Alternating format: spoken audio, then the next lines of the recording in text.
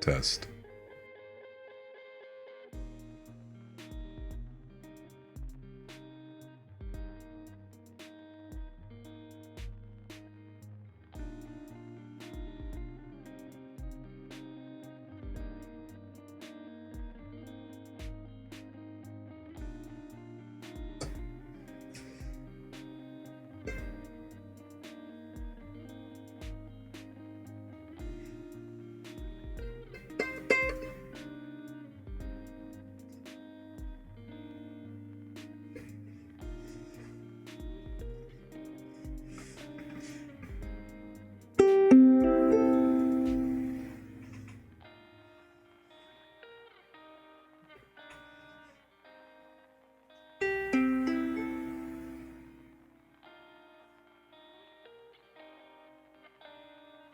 I guess that would be pretty audible.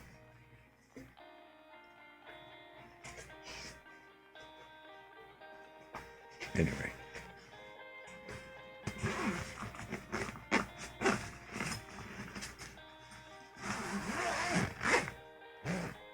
Oh, hey, super ASMR.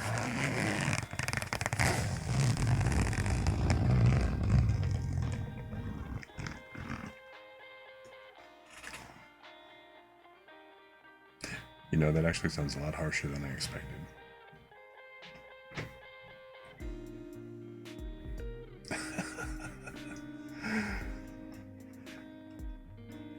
Maybe from a distance, I don't know.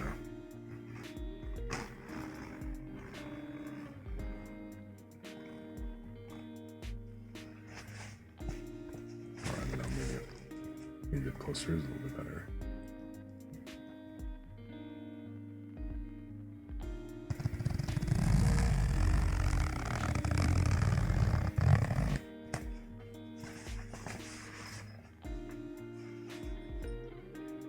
That sounds so weird.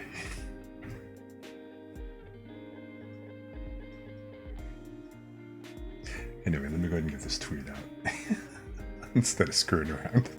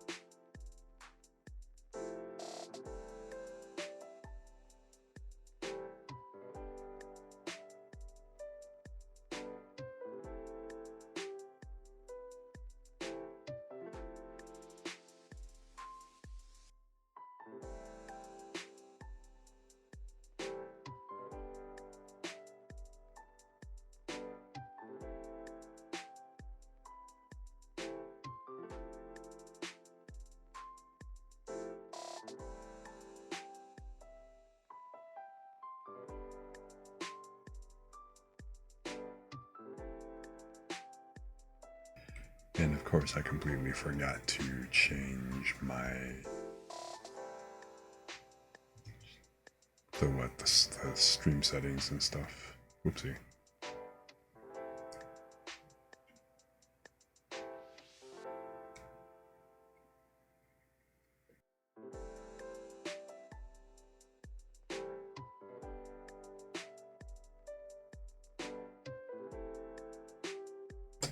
Remember, kids, this is exactly why you should actually be working off of a checklist. To make sure that you don't miss a bunch of stuff that you're supposed to be doing when you're setting up. Anyway.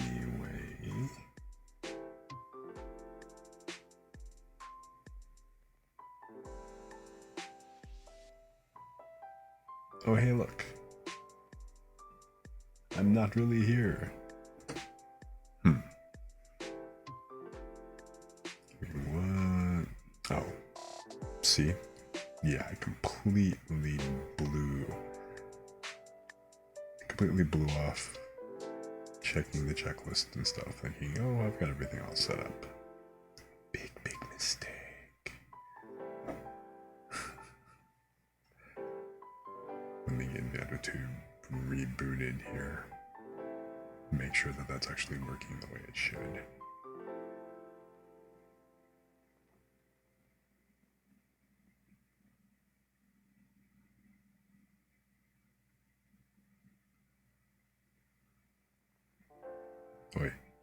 Wait. Alright, there you go. Hello and welcome, and it seems I still gotta go ahead and turn this down a little bit more, or adjust the...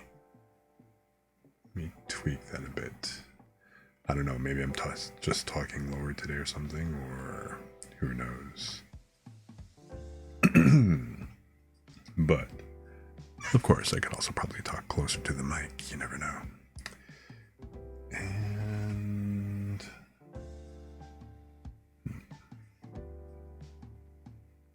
Are we... crap.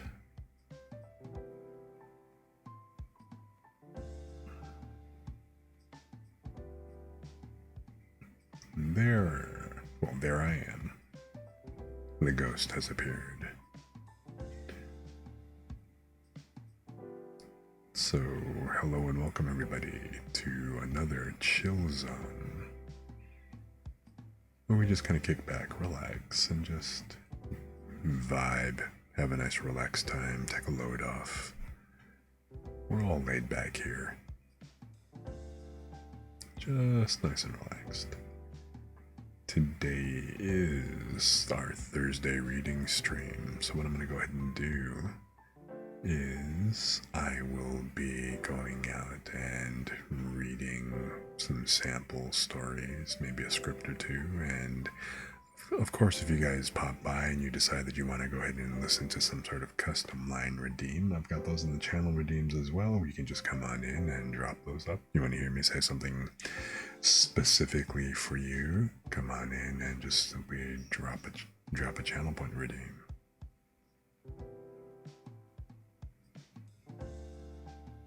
In the meantime,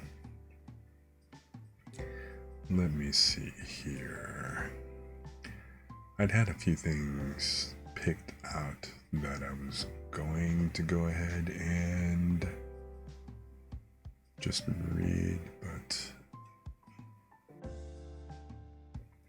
since I've actually been working late the past week, I've been on kind of a bit of a death march with a project that I've got in development at the moment. Just a couple of web applications that I've got to go ahead and get finished.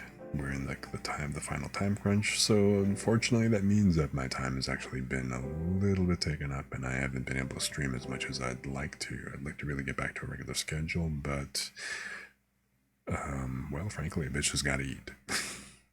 So, you know, you got to keep the lights on, roof over the head, stuff like that, and maybe at some point in the future, streaming will do that, and then, you know, basically I can go ahead and slave away for your listening pleasure all you guys want.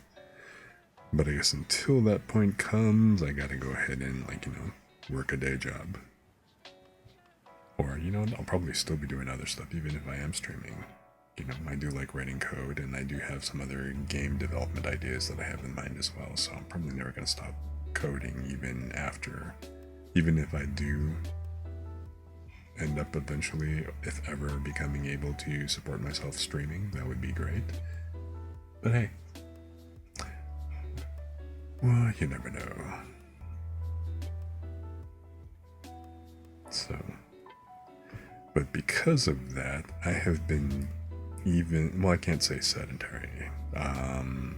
Yeah, actually, I sure the hell can, because I have not moved. I think I haven't moved from this chair in like a week and a half, other than maybe getting up and using the bathroom and then sometimes sleeping. Like, I have actually fallen asleep in this chair, and let me tell you, it's pretty fucking uncomfortable. So, but anyway, I do actually want to get back to a regular schedule, so I am going to commit to next week getting back to my regular schedule.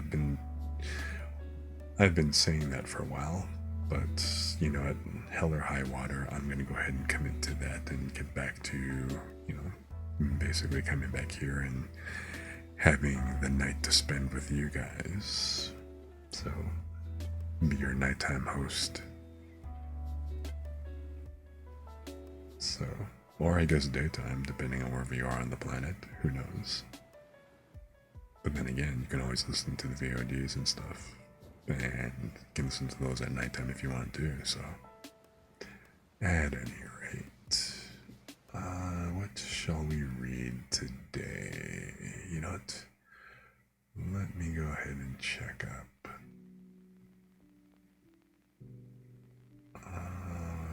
What if I actually... Oops. No, wait a minute. What is going on with this? Alright.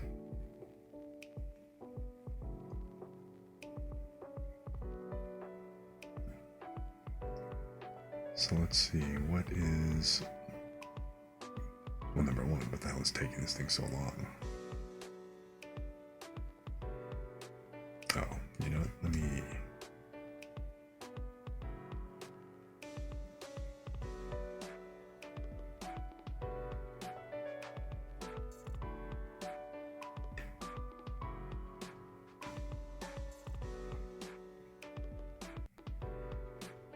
This thing is just acting goofy.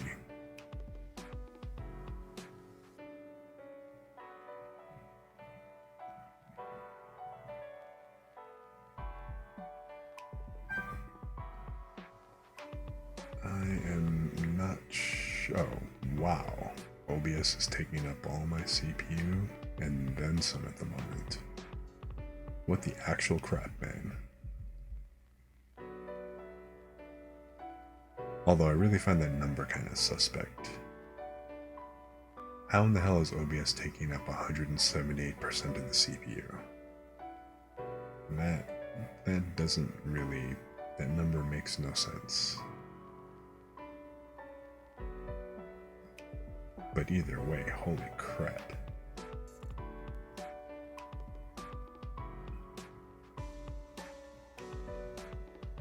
Okay, so anyhow.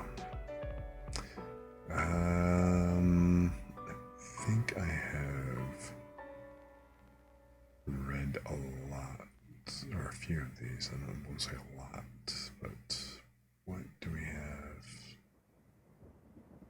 I've read those, and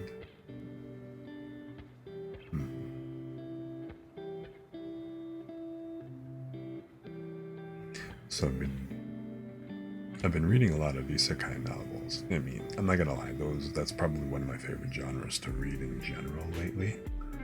Like, I do like, fantasy in general, and fantasy and sci-fi are probably my favorite genres and stuff, so having a good sci-fi going or something like that, or even a good fantasy story and everything, those are always a lot of fun. And isekai adventures, let's call it a guilty pleasure. A lot of those books, well, they're young adult books, they're light novels, so, I'm not going to call them profound reads by any stretch, but, I'd say that they're a little bit more than just a guilty pleasure. I think last time I did the reading stream, we read, The Ideal Sponger Life. And I don't remember what the other ones we actually read. Oh, I think we read VTuber, like the first part of VTuber Legend. And let me see here. So, I had a little problem with, well, with my computer, and unfortunately that also leads into my hard drive. So my computer actually crashed on me, and unfortunately my external drive that has like some of my work files, a lot of my archive stuff, but it's also like, you know, where I've also had a lot of like the books and other stuff that I've offloaded. You know, my book, the main part of my book archive is also on that drive, and unfortunately it got a little garbled. So I was able to go ahead and get the computer booted, but the drive isn't being recognized in my Mac at the moment.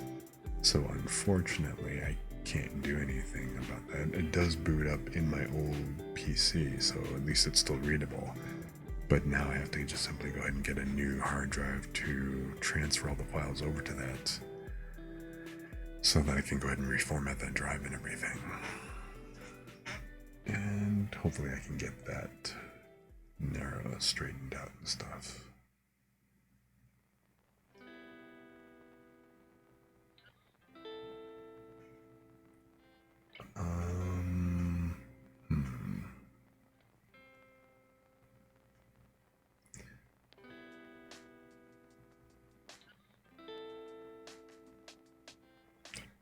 Let me see here.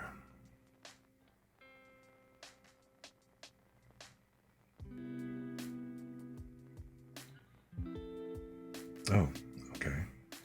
Actually, this one became a, How a Realist Hero Rebuilt the Kingdom. I read this one a while ago.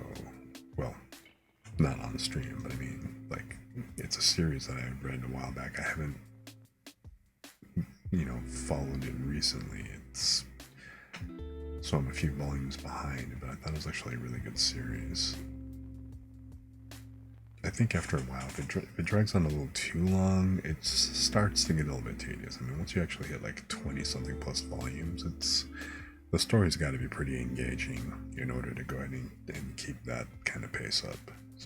So I guess I can't really be too surprised if the author starts to slow down. But anyhow, yeah, let's just go ahead and give that a read. Let me get that opened up here real quick.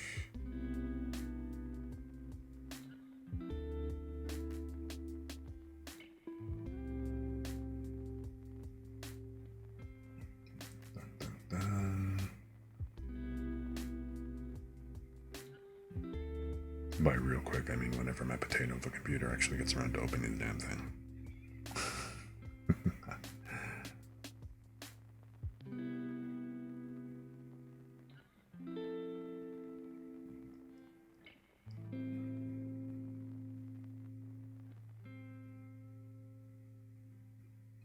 It's still thinking about it.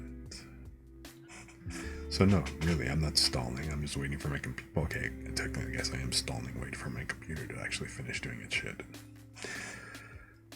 Alrighty. So you know what? Alright, let me do this. Let me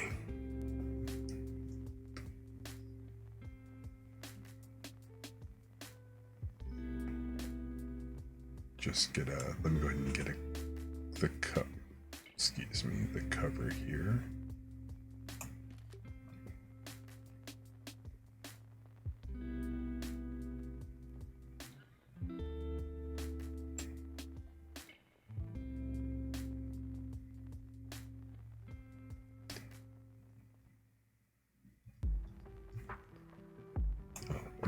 Isn't gonna work. Whoops.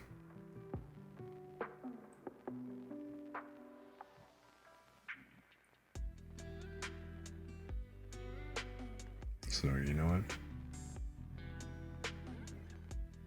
Let's do this. Let me go ahead and switch over to the dark view here. go into bedtime mode, so to speak. And is this where I've got an image overlay? Yeah, alright.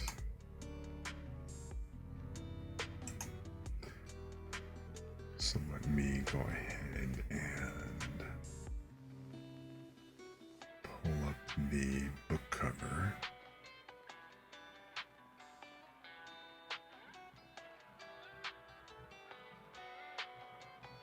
Damn.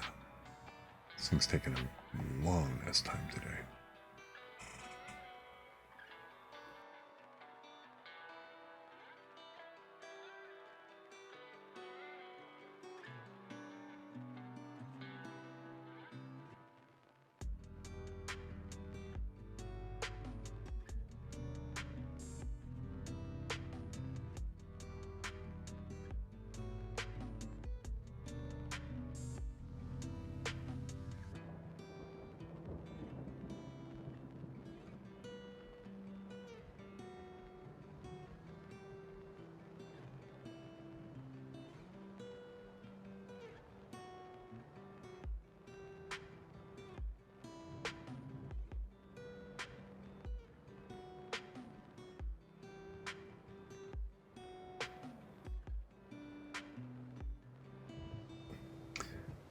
Okay, so OBS is being stupid, so alright, hang on.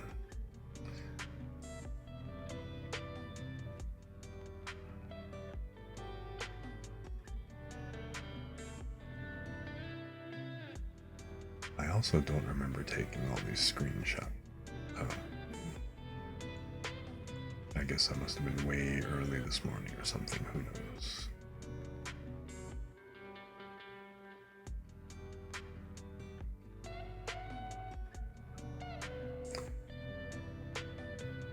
Alright. So the first book, How a Realist Hero Rebuilt the Kingdom.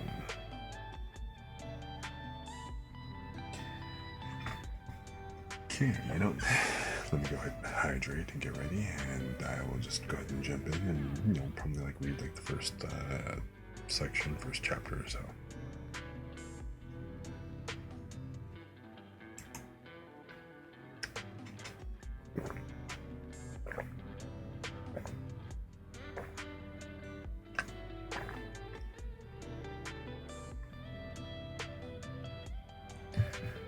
Alrighty.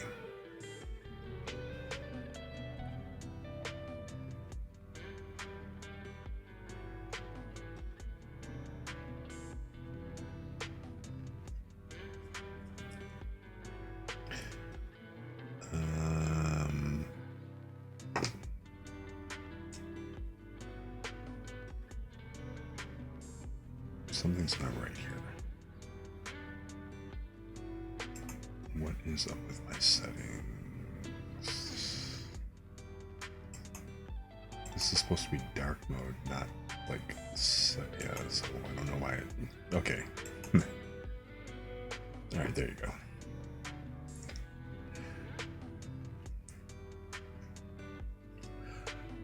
Prologue.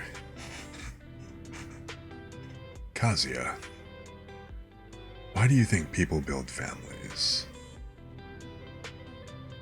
On a quiet autumn day, Grandpa asked me that question. It was just after the Buddhist memorial service held to mark the 7th day following my grandmother's passing. I was alone in the garden with Grandpa, staring absently into the sky at the time. I didn't understand the question, and as I struggled to find something to say in response, Grandpa answered. He looked like he had an epiphany, so that they don't have to die alone. It occurred to me again and again as I was caring for your grandmother. Though we lost our son and your mother so soon, you were still here for us. Because of that, we had a sense of fulfillment in our lives. The bonds we've formed will last even after we ourselves are no more. For any living being, there can be no greater source of pride. Grandpa. That is why I want to tell you this. Kazuya, build a family. And once you have, protect them, come whatever may. You've always been a sensible boy. No, I suppose I should say you always tended to think about things rationally. I was silent. But listen, you mustn't do that when it comes to family. Once you've taken their hands, never let go. Put your life on the line and protect them to the bitter end, no matter what. If you do that, I'm sure you'll be able to think I lived a good life when your time comes. Just like your grandmother, and just like me. You're making it sound like this is your last will, I said teasingly. But Grandpa nodded in complete seriousness. I'm getting on in years. These may be the last words I'll leave to my grandson, who will one day be alone. At the time, I could say nothing in response. And now, as if he had only been holding on so that he could see me get accepted into university, Grandpa had left to be with Grandma. In that house where I was now alone, I whispered to myself, I know. I haven't forgotten your last will, Grandpa. To build a family and protect them, no matter what. Holding that promise close to heart, I would begin my new life. That was how it was supposed to be. "O hero, it is good that you have heeded my summons," said a middle-aged man who had just appeared before me. He was average build, and seemed to be attempting to sound majestic. I'd have put his age at around 40 to 50 years old. He wore a red cape thick enough to serve as a coat, and atop his head sat a gleaming golden crown. I could tell at a glance that this guy was a king. Was the gentle-looking young woman standing at his side the queen, then? She was a beautiful woman with platinum blonde hair, wearing a beautiful dress. She looked like she was only around 30. Let's take stock of the situation, I thought. A needlessly high ceiling, rows of marble pillars, and beneath me a red carpet. Soldiers standing at attention on either side, and mixed in with them a person who looks like your stereotypical prime minister. It was a place that looked like it came out of the opening of an RPG. There was a king, a palace, and that "Oh hero" line I just heard. Okay, calm down, I told myself. Panicking will not improve your situation. The first order of business is... right, I'll start by gathering information. Why do you look at me like that? Are you upset that I've called you here? The king said nervously as I stared at him. That's not it. I just don't have a good grasp of the situation. Could I ask you to explain? You certainly are calm. It is most enviable. Your Majesty, I began. It is nothing. The Prime Minister cleared his throat, and the king jumped a little. Seeing that little interaction, the queen giggled, and the soldiers looked on with wry smiles. From that exchange, I could see the king truly was the good-natured man that he seemed. I sensed that he lacked the aura of command required of a nation's ruler, but that he was the type who was loved by the people. Still, that was neither here nor there. I posed my question with deliberate calmness so as not to intimidate him. So, if I'm the hero, does that mean there's a demon lord invading or something? You certainly do catch on quickly. It is precisely as you say. I was speechless. Seriously? This isn't a dream, right? No, I just wanted to try saying that. I can distinguish between dreams and reality. This doesn't have that hazy dreamlike sensation. All four of my senses, excluding taste, were reporting to me that this was the real world. This is reality. Let me say it again. Seriously? Is something the matter, hero? Why do you suddenly clutch your head? No, don't worry about it. I just felt a little dizzy. My head had started to hurt, but for the moment, I'd have to put up with it. I'm fine now. Please, explain the situation. Are you certain? Very well, I shall explain. The king then launched into a lengthy explanation of the world's history, like you might see in an old RPG. It was long-winded enough that, if this were a game, I'd have been hunting for the skip text button, so I'll summarize for you readers a bit. First, he spoke about this world.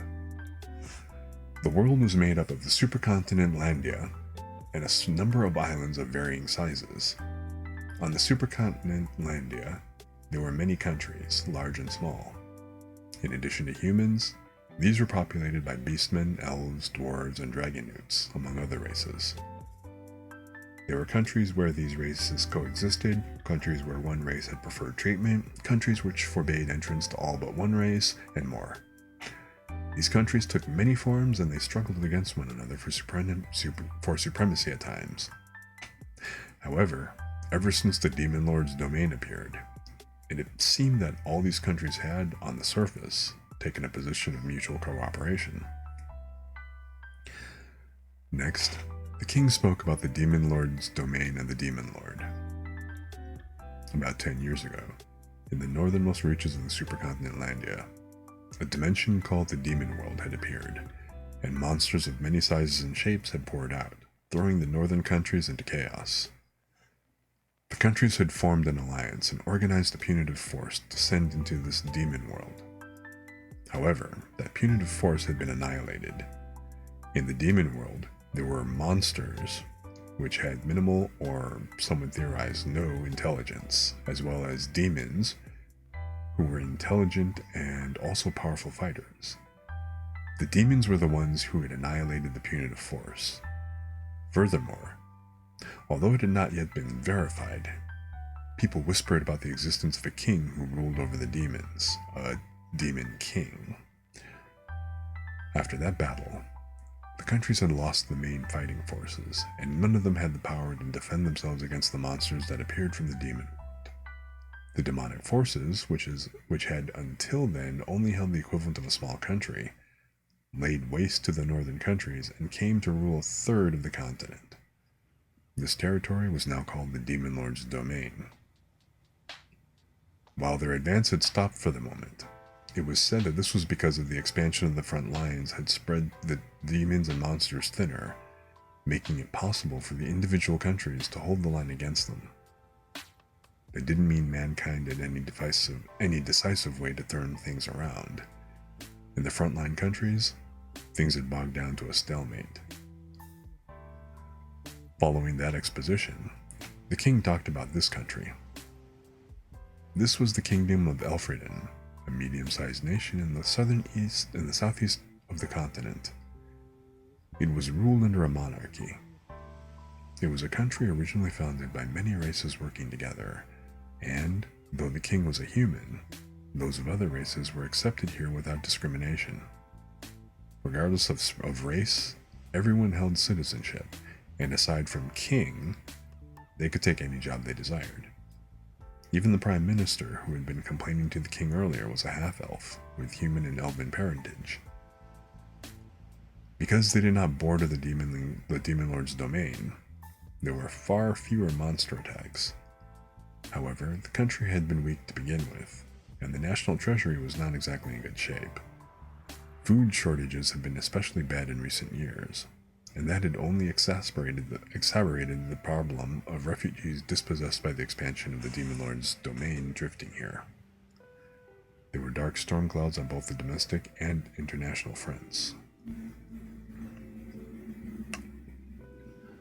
Apparently, relations were tense with the Grand Chaos Empire, the largest country on the continent excluding the Demon Lord's domain. The Empire was the country which shared the longest border with the Demon Lord's domain.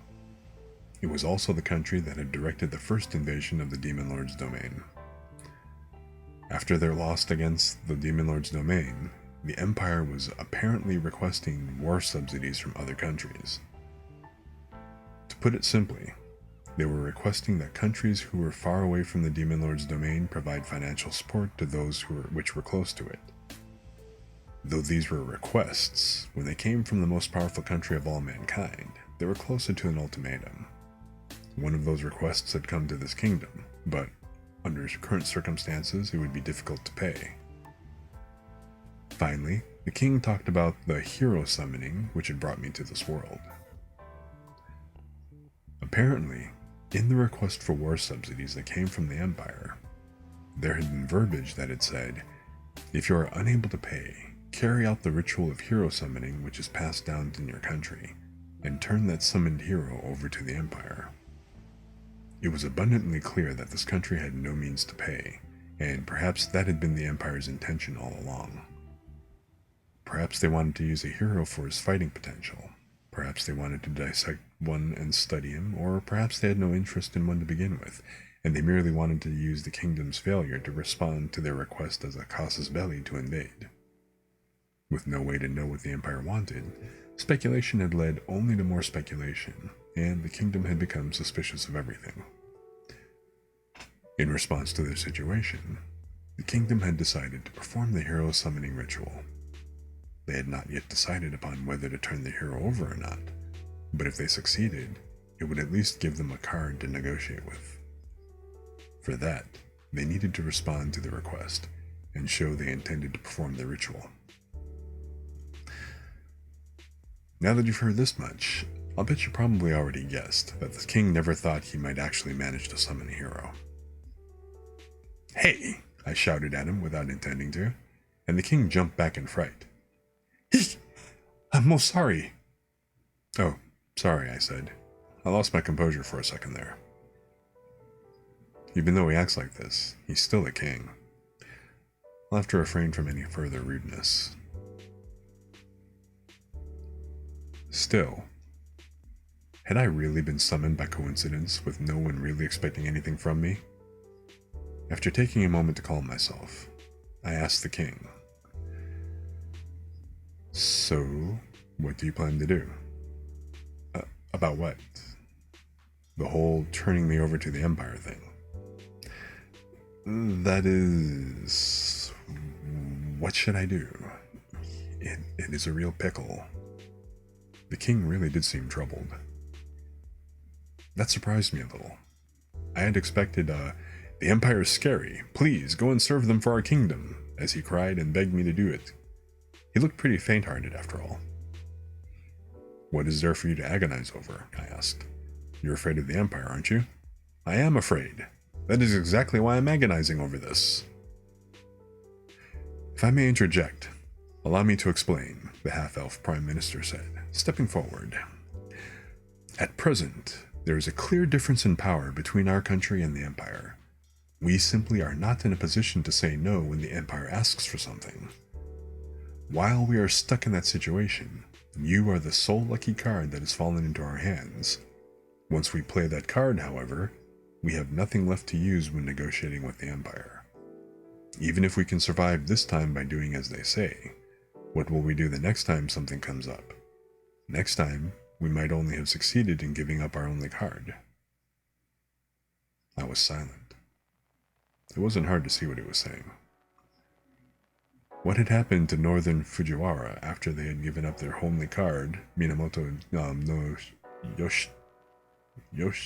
Yoshitsune, was a good example. Those who cave into intimidation, letting go of the only card in their hand, will only have a dark end awaiting them. "What is a hero, anyway?" I asked. "It is said that a hero is one who leads the change of an era," the Prime Minister replied. So it's not just someone who slays that demon king? Isn't that a wee bit vague?" I asked. "We don't have much in the way of documentation, you see." "Please don't hold a ritual if that's the case." "I cannot apologize enough for the state of affairs," the Prime Minister said formally. "Giving me the routine bureaucratic apology isn't going to help. Still, this is a problem. There's not enough information to act on, which means what we need most right now is time. Sire, I have a proposal." "What is it? You may speak freely." Can we talk about what's going to happen from here on out? Not standing here. Somewhere we can sit down and discuss it at length. Just me, you, and the Prime Minister. What do you think, Marx? That would be fine. The Prime Minister, whose name was Marx, nodded in assent. Since I had their agreement, I made another request. Please, also gather all the materials you can on this country, with a particular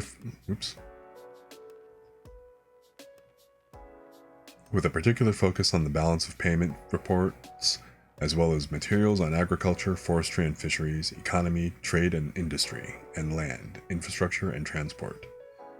We might be able to scrounge up the money the Empire is demanding. Also, I'd like the materials you have on heroes, but, well, that can wait. Very well. I will have them gathered at once, said the king. We took a break at this point, and I was called to the king's governmental office. We took a break at this point, and I was called to the king's governmental affairs office later. Sitting on a comfy sofa across from the king and Prime Minister Marx, we held meeting after meeting. That is, we talked about basically everything there was to talk about. This country's industry, economy, tax system, agricultural policy, military preparations, foreign affairs. We discussed it all. The meetings went on for a full 2 days. This was partly because I asked questions about every minute detail of the materials I had them gather, and partly because they latched onto the policies I was proposing to a degree that was bizarre. From partway through the meeting, the king was paying rapt attention to me, as if he had become an entirely different person. It was now 2 days later. The soldiers guarding the door would later tell everyone that, when the king left that room, his expression was uncharacteristically bright and cheerful, and that his was the face of a man who had come to a decision. The day after our 3-person meetings had come to an end, the king gathered the VIPs of the castle in the audience chamber and proclaimed loudly, "My people, I ask you to heed my words closely. I, the 13th king of Elfriden, Albert Elfriden, hereby abdicate my throne to the summoned hero, Soma Kazia. Further, I hereby announce the engagement of my daughter, Lycia Elfriden, to Sir Soma." The room fell silent. Everyone had been struck mute. The only one present who remained calm was, perhaps, the Queen. This bombshell announcement completely blindsided me. Hey Lumi, how you doing? Congratulations on grabbing first. And yes, we are reading stories today. Right now I'm reading the opening chapters to How a Realist Hero Rebuilt the Kingdom. Of course, Volume 1. So, this actually was an anime, I think over the winter season or like sometime last year, I don't exactly remember, not too long ago. But it's actually a pretty interesting book series. It's another isekai type story, but as you just found out,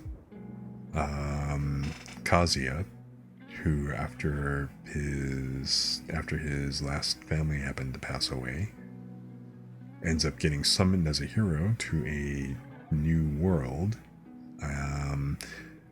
The intention was to go ahead and hand him over to an empire to basically help against the war with the Demon Lord. However, he ends up actually becoming the king, as you just heard. So, hey, what up, Bez? Congratulations on grabbing second. Welcome, welcome.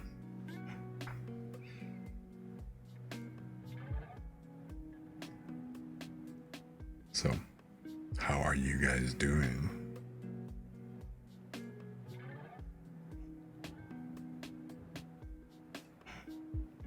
Hope everything's going well with you guys and everything's all cool.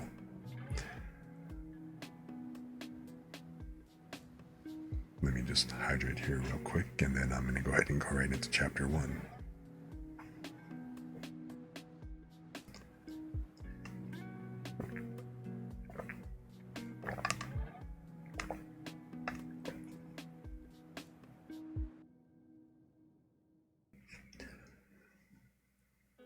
Chapter 1.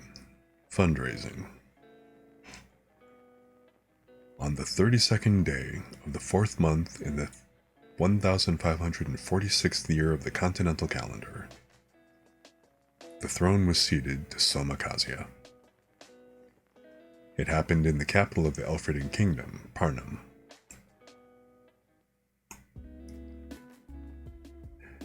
Yes, it's like the advisor person instead of a warrior hero. Yes, now become king. In a very rush move. This city was the capital, where the residence of the Elfridian kingdom's king, Parnham Castle, was. A town had risen up around Parnham Castle, and the circular walls surrounding it were reminiscent of a city-state in Middle Ages of Europe. The roofs on the nobles' quarter and the peasants' quarter were uniformly orange, and this suited the classic image of the town well. Parnham Castle was in the center, connected with north, south, east, and west gates by large roads that were always busy with carriages and large mounted beasts.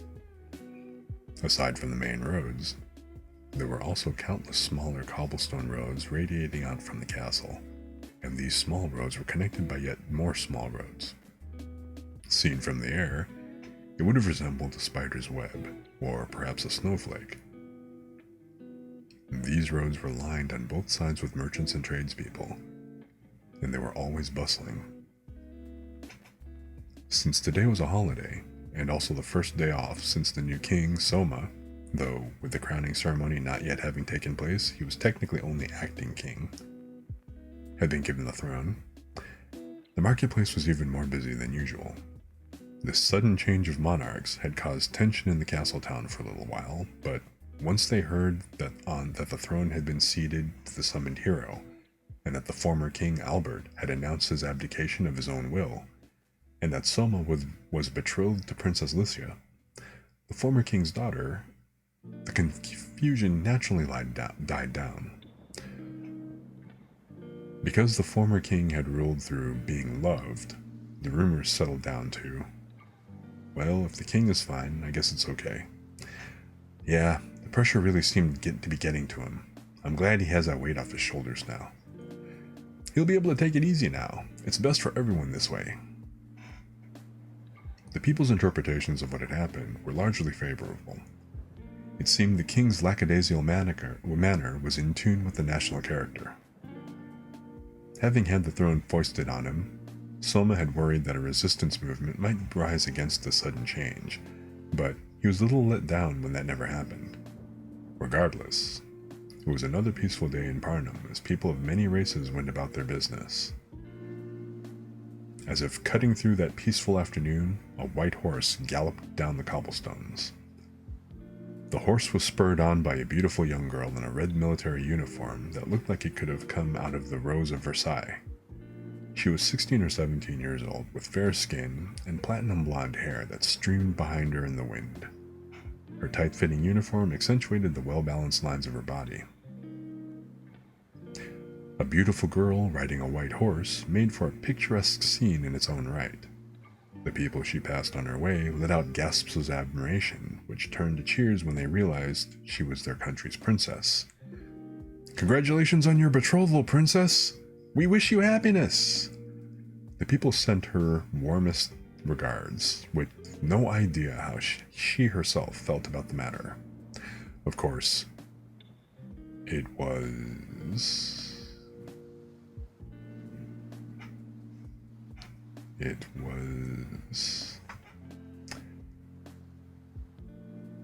is a thing where... Jeez. Sorry, iBooks hung on me for a minute. Of course, it was unlikely she could hear them now anyway. "Father, mother, please be safe," she, Lycia Elfridian, whispered to herself with a pained look on her face. "Father, what is the meaning of this?" Lycia demanded, raising her voice at the sight before her. The king's bedroom. It was a room large enough that the king-sized bed did not dominate it, and each and every piece of furniture was exquisitely designed. Originally, this bedroom had been meant to be the private quarters of the royal couple, so it should have been turned over to Soma when he ascended the throne. But Soma hadn't wanted to go through the trouble of moving in, so he had given permission for the former royal couple to stay, and they were still using it. Soma, incidentally, had brought a simple bed into the governmental affairs office and slept there. When Lisha ran into that room, out of breath, she was greeted by the sight of her parents not only elegantly enjoying tea on the attached balcony, but dipping scones in cream, raising them up to each other's mouths and saying, "Say ah, darling, ah," and feeding each other. Lisha fell to the ground, but quickly stood back up, and marched up to the former king, Albert, with anger in her eyes. "Father, when I heard your throne had been usurped, I hastened back from my patrol outside the capital. So, why is it that I now find you two feeding each other without a care in the world?" Lisha, in addition to her title as a princess, though following the abdication she was now the new king's betrothed, had also graduated from the officer school and held an officer's rank in the army. She was not especially high in ranks, but due to her high birth, she was often tasked with attending royal army funerals or with other missions of special nature. This time, she had been on a regional patrol, so upon hearing of her father's abdication, she had rushed to the capital. There was no usurpation, really. Usurpation, really. I abdicated of my own will, her father said calmly. "Why would you suddenly do that?"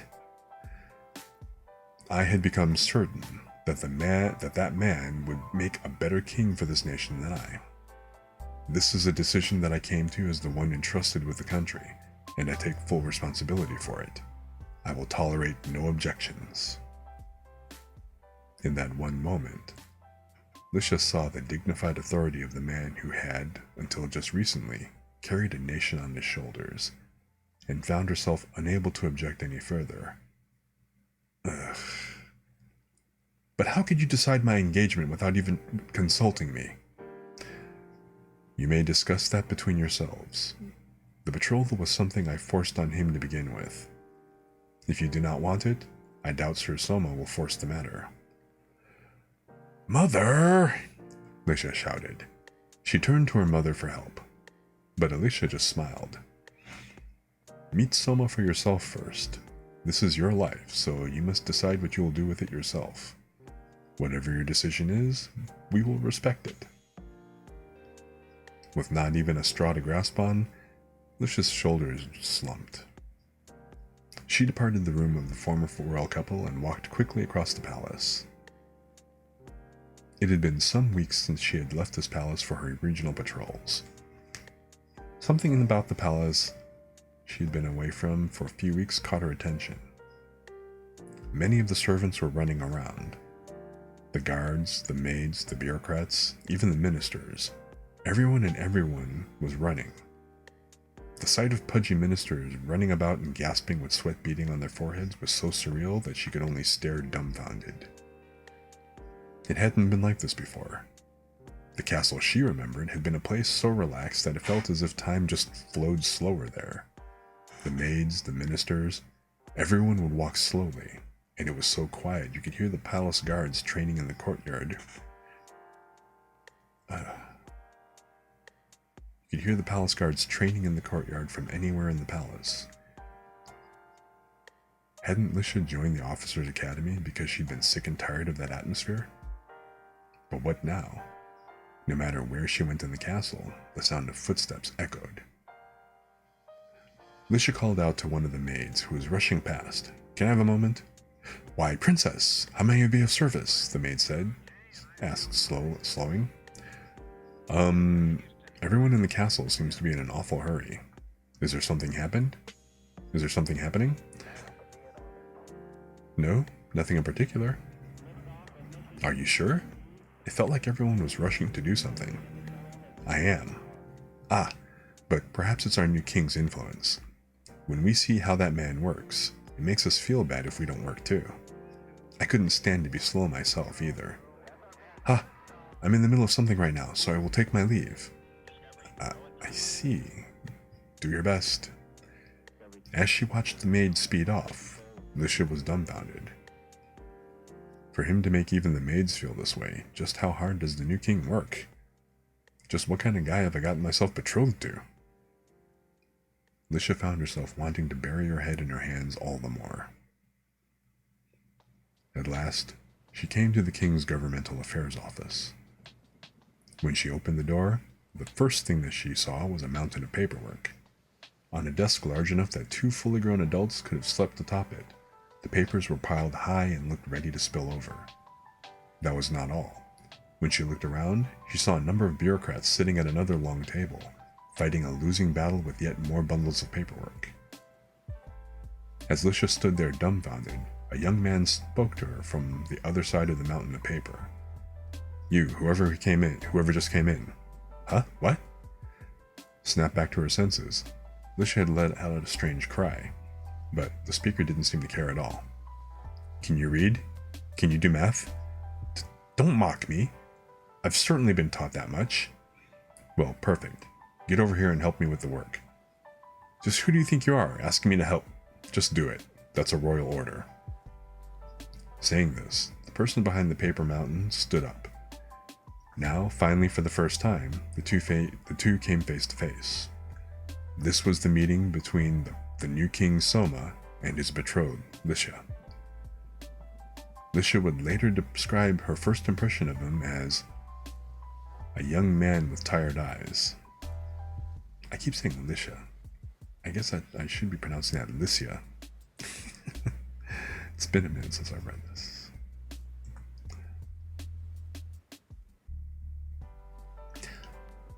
In stories where a hero is summoned to another world, the hero sometimes gains powers as a result of being summoned.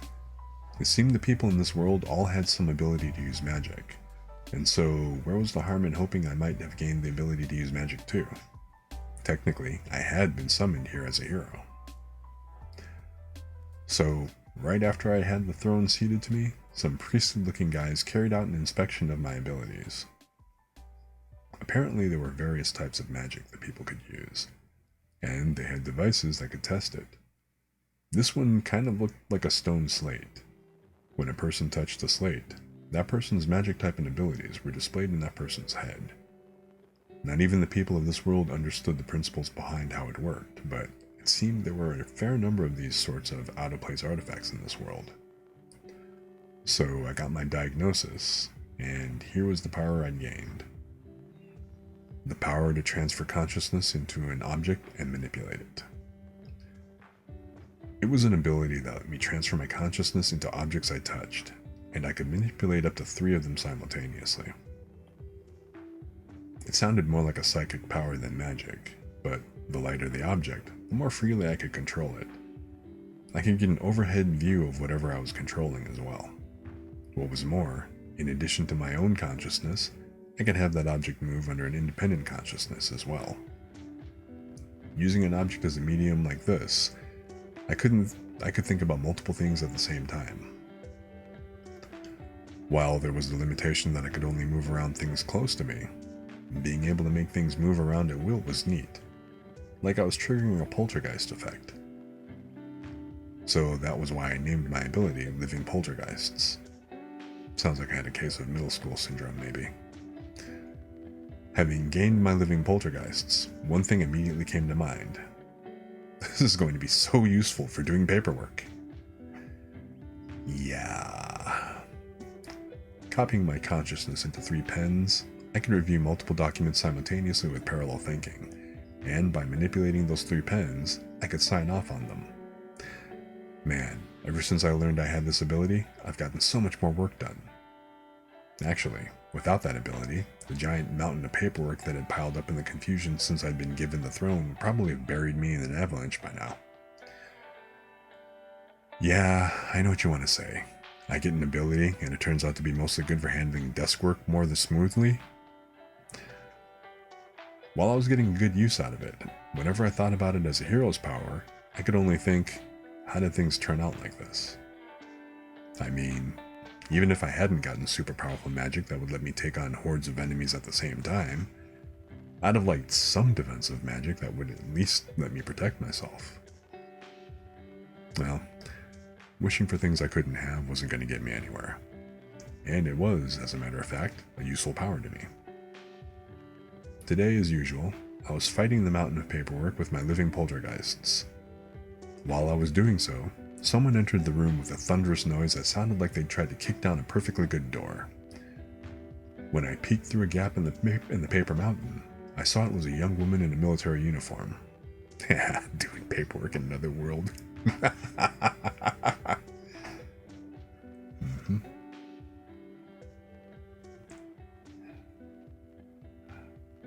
With irregular features, skin so pale as to be translucent, and silky platinum blonde hair, she was so gorgeous that at any other time I would have been captivated by her beauty.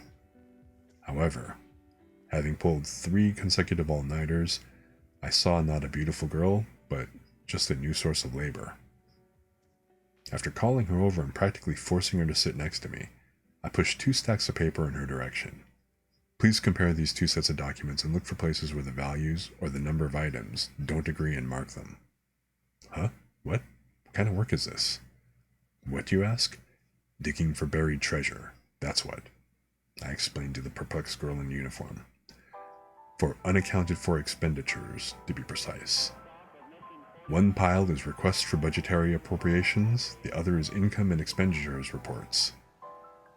Even if the amount requested and the amount spent match, if the number of items differ, that can be indicative of either wasteful investment undertaken to fully use up the budget, or embezzlement disguised as investment. We'll check those, and if any laws have been broken, we'll make each of the responsible parties pay to make up the loss. If we uncover personal embezzlement, we will mandate repayment, and in the event they cannot pay, we will arrest the offender and seize their assets. Understood. Perhaps she'd been intimidated by the threatening air of a man who had gone without sleep, because the girl nodded along as I talked. Good. Perhaps around 2 hours passed with her working quietly next to me. At last, the girl in military uniform spoke to me, her hands never ceasing their work of checking documents as she did. Hey. What? If you're tired, you can take a break whenever. No, that's not it. I haven't introduced myself yet. I am Lycia Elfrieden, the daughter of the former king, Albert Elfrieden. I stopped moving my pen. You're the princess, huh? I don't look like one? You were in uniform, so I didn't notice, but yeah, maybe you do look princessy. At this point, she finally made me take note of how attractive she was. I'm Soma Kazuya. Technically, I'm the new king. Lycia turned to face me. She was pretty close, and we looked into each other's eyes. Unlike me, who was just taken aback, her golden eyes seemed like they were trying to evaluate me. After we looked into one another's eyes for some time, Lycia slowly opened her mouth. I'm not a princess anymore. Because you usurped the throne, my current position is a little unclear. Usurped? Your father pushed the throne and all his duties off on me, I'll have you know. Honestly, why do I have to go through all this pain and hassle? Seriously, what happened? I know you're the summoned hero, but how did that suddenly turn into you taking the throne? You tell me. I just did what I felt I needed to do in order to protect myself. I explained what had happened around the time of the summoning ceremony to Lycia. When I'd been summoned to this world, I'd been on the verge of being handed over to the Empire. The king hadn't seemed enthusiastic about the idea, but seeing as he had no other plan, if the Empire had put pressure on him to do it, he probably wouldn't have had any other choice. There'd been no telling what might happen to me if I was turned over to the Empire, so I'd asked the king to choose the do not hand over the hero option. My proposal to the king and prime minister was that they pay the war subsidies to buy time, and with that time, push forward with policies that would build a strong and prosperous country. If they were saying hand over the hero in place of war subsidies, all we had to do was pay the subsidies. If we did that, they would lose any justification for interfering in our affairs. It was not an actual threat, no matter what it seemed like. To keep up appearances, the Empire would not insist on it any further. That was my reasoning. We would use the time bought this way to pursue country-strengthening policies which would let us stand on equal terms with the Empire. The two of them had objections, of course. They had said this country had no means to pay the war subsidies. But, after inspecting the materials they brought me, I was able to show that if we sold off some state-owned facilities, enacted caps on government spending, and the king turned over some of his personal assets, it would be possible to pay. I had gotten into the university's School of Socioeconomic Studies, with the subject I had selected for the social part of the entrance being world history, by the way. And my dream for the future had been to become a local government employee. This was all within my field of expertise. Hearing this plan, the king had taken on a ponderous expression, but the Prime Minister, Marx, had been enthusiastic. He must have ultimately decided that, rather than turn over the hero to protect the status quo, enacting economic reforms was more likely to leave the country with a future. The king became more enthusiastic as we went on. As the guy who suggested it, I knew I'd probably be expected to put a lot of the work in on those reforms, but only as a single bureaucrat in the finance ministry.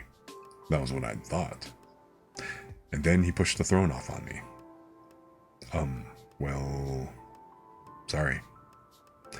It's nothing you need to apologize for. If anything, you're a victim in all this, suddenly finding yourself engaged to me.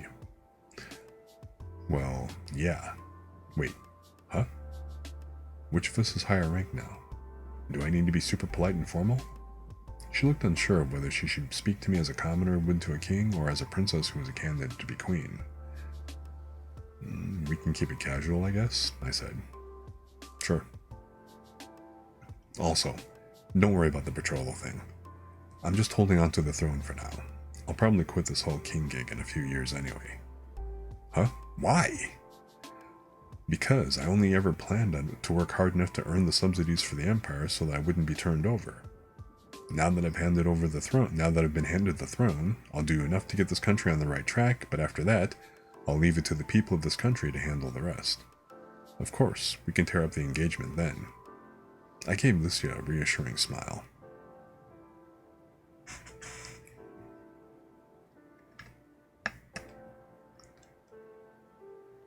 I'll probably quit this whole king gig in a few years anyway. My eyes went wide when I heard Soma say that. He makes it sound so simple. Does he even realize how difficult that would be? Even someone like myself, who had focused so much on military matters that my political knowledge was a bit weak, could see the situation our country was in. I believe the word was checkmate. Food shortages, economic malaise, the influx of refugees caused by the invasion of demons, plus pressure from the Grand Chaos Empire. We had nothing but uncertainty bearing down on us. For that reason, I could somewhat understand my father's decision to immediately abdicate the throne to someone he sensed was more capable. But still, considering all that, was it even possible to get this country back on track? Even supposing he somehow could, would the people allow a king who had accomplished such a great feat to retire so easily? So, do you think you can secure the funds for the war subsidies? Yeah, I've already secured the funds to send to the Empire. Huh? Right now, I'm trying to squeeze out the funds for my reforms. They'll cost even more than the war subsidies, after all. Wait. He's already secured the funds? The amount the Empire requested was so massive that it was equivalent to the national budget, from what I heard. Where did we have that kind of money? I sold off like a third of the treasure vault. The treasure vault? Our national treasures? Don't tell me you sold off our national treasures. You didn't, did you? I closed in on Soma, who looked very blasé about the whole thing. The national treasures belong to the whole country. Just arbitrarily selling them off as a betrayal of our people. Now, just calm down. If you say they're the property of the people, I'd say selling them for the benefit of the people is all good. Even so, there must have been objects with historical and cultural value. Oh, if that's your concern, I had those set aside. All I sold were jewels and ornamental objects that had material value. Soma looked through the paperwork for the treasure vault inventory. Treasures were divided into 3 categories. Category A, items with historical or cultural value. Category B, items without historical or cultural value but with monetary value. And Category C, everything else. We only sold items in Category B. Rather than sell off the stuff in Category A, if we put it on rotating display in a museum, it's likely to serve as a more permanent source of income. Well, maybe. What about Category C? Magic tools, grimoires, and the like. Honestly, I'm not sure how best to handle them. You could say they're like weapons in a way. We can't sell them off or put them on display without the proper precautions. That full set of hero equipment looked like it might fetch a nice price though. Mind if I sell that? Please don't. Technically, you're supposed to be the hero. Ah, wait, you're the king now, aren't you? But if we have all this money, shouldn't it go to the military? In officer school, I learned spend always on defense, never on tribute. Let me answer that pithy saying with another one. Time is money. Which is to say, by offering the war subsidies as a sacrifice, we can gain the one resource our country most needs right now, time. Why do you have to talk in such a roundabout way? Don't worry about it. Anyway, even if we were able to strengthen our forces, it would be all for naught if we can't also get domestic issues under control. Until the food and refugee issues are resolved, we're only going to continue losing the support of the people. Once that happens, we'll be left with a fragile state that's easily thrown into riots with little agitation by foreign actors. No, the people love this country too. They wouldn't riot. You're being idealistic here. Only once one is clothed and fed does one learn manners. In the end, you can't have morals or patriotism on an empty stomach. If you're too busy looking after yourself, you can't afford to look after others. Soma's eyes were cold as he said this. It was a harsh and realistic view. That alone made me feel he was on the mark. From the look of him, you would expect him to be a weak man, yet somehow, he looked so reliable.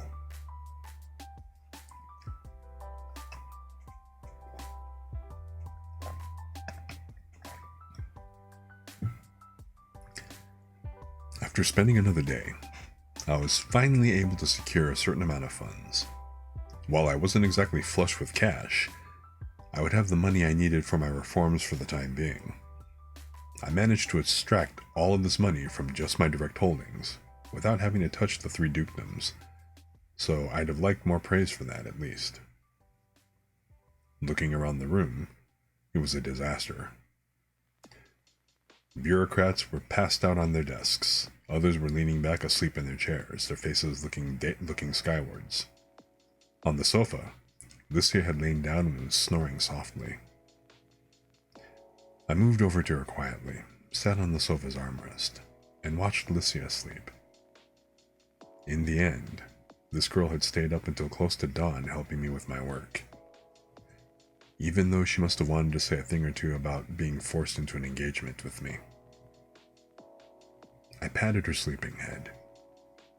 Her silky hair slid smoothly between my fingers. The excitement from being set free after such a long job must have been affecting me. Normally, I'd have been too embarrassed to do this sober, but just sitting here like this made me happy.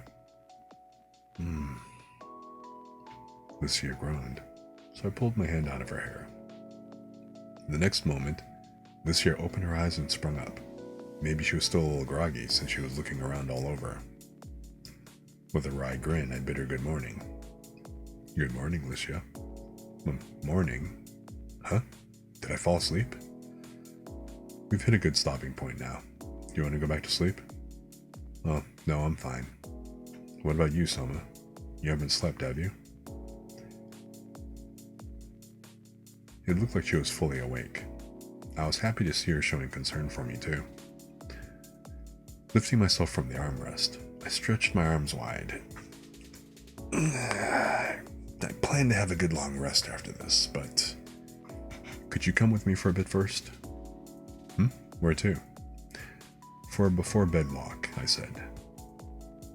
In the light of near dawn, Lucy and I bounced along on horseback. While breathing in the morning mist, Lucia's horse sped along with a clip-clop, not bothered in the least by the weight of two people. Lucia sat on the front holding the reins, while I was behind her with my arms around her slim waist, holding on for dear life. "Hey, don't squeeze my belly so hard," she objected. "No way, this is pretty scary." Pitiful. Normally, shouldn't you, as the man, be the one holding the reins? Well, it's not like I had a choice, since I've never ridden on a horse before. In modern Japan, there was rarely any chance to ride horses. At best, I'd ridden on a pony at the petting zoo as a child while someone else held on it with a leash. In this country, pretty much everyone from peasant farmers to the nobility can ride, you know, she told me. In my world, there were many more convenient vehicles. Your world.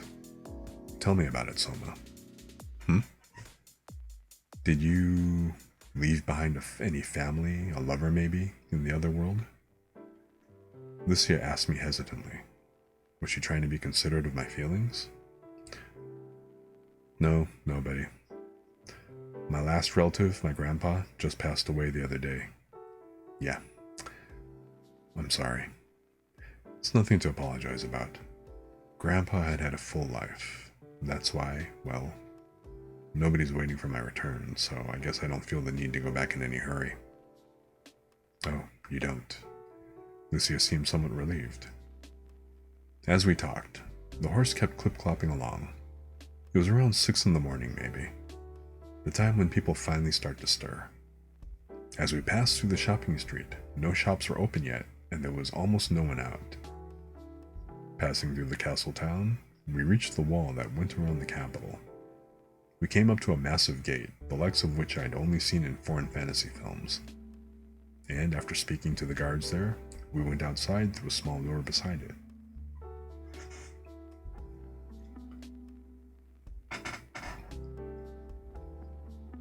Lucia did all the talking here. If the newly ascended king had told them he wanted to go outside the city without any bodyguards, I doubt they'd have allowed it.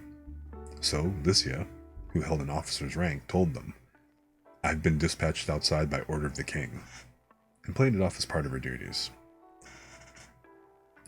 Once we safely passed through the gate, Lucia added, "Since I said it was a royal order, there's going to be a record of it. Who knows what Marx is going to say to us later." I ignored her complaints. After a short trip around through the city streets, we finally reached our destination. "Stop here," I said. As she stopped the horse, Lucia looked at me questioningly. "This is where you wanted to come? All I see are farmers' fields." Indeed, there were nothing but verdant fields of green leaves here. Green fields, wet with the morning dew as far as the eye could see. This was the place, no doubt about that. This was the place I wanted to show you, Lucia. These fields? I suppose they're pretty when they're wet with the morning dew like this. Pretty, huh? Even though it's because of this that people are starving to death. What? Lucia's eyes widened in surprise. I sighed. Take a close look. These inedible fields are the root of this country's food crisis. Inedible fields. That was what Soma had called the fields spread out before me, looking at them bitterly. Soma had said he'd wanted to show me these fields, but I still didn't understand why. What do you mean? Exactly what I said. All the fields you see here are cotton fields. Cotton fields. Ah, that's what you meant by inedible. Cotton flowers were grown to produce cotton thread. Sure enough, these fields didn't grow anything you could eat. Soma sat down there, resting his elbows on his thighs. Jumping straight to my conclusion, it's the excessive increase in the number of these cotton fields that has caused this country's food shortages. Come again? Did he just sort of offhandedly say something incredible now? The cause of our food shortages? While I was sorting through the paperwork, I noticed it.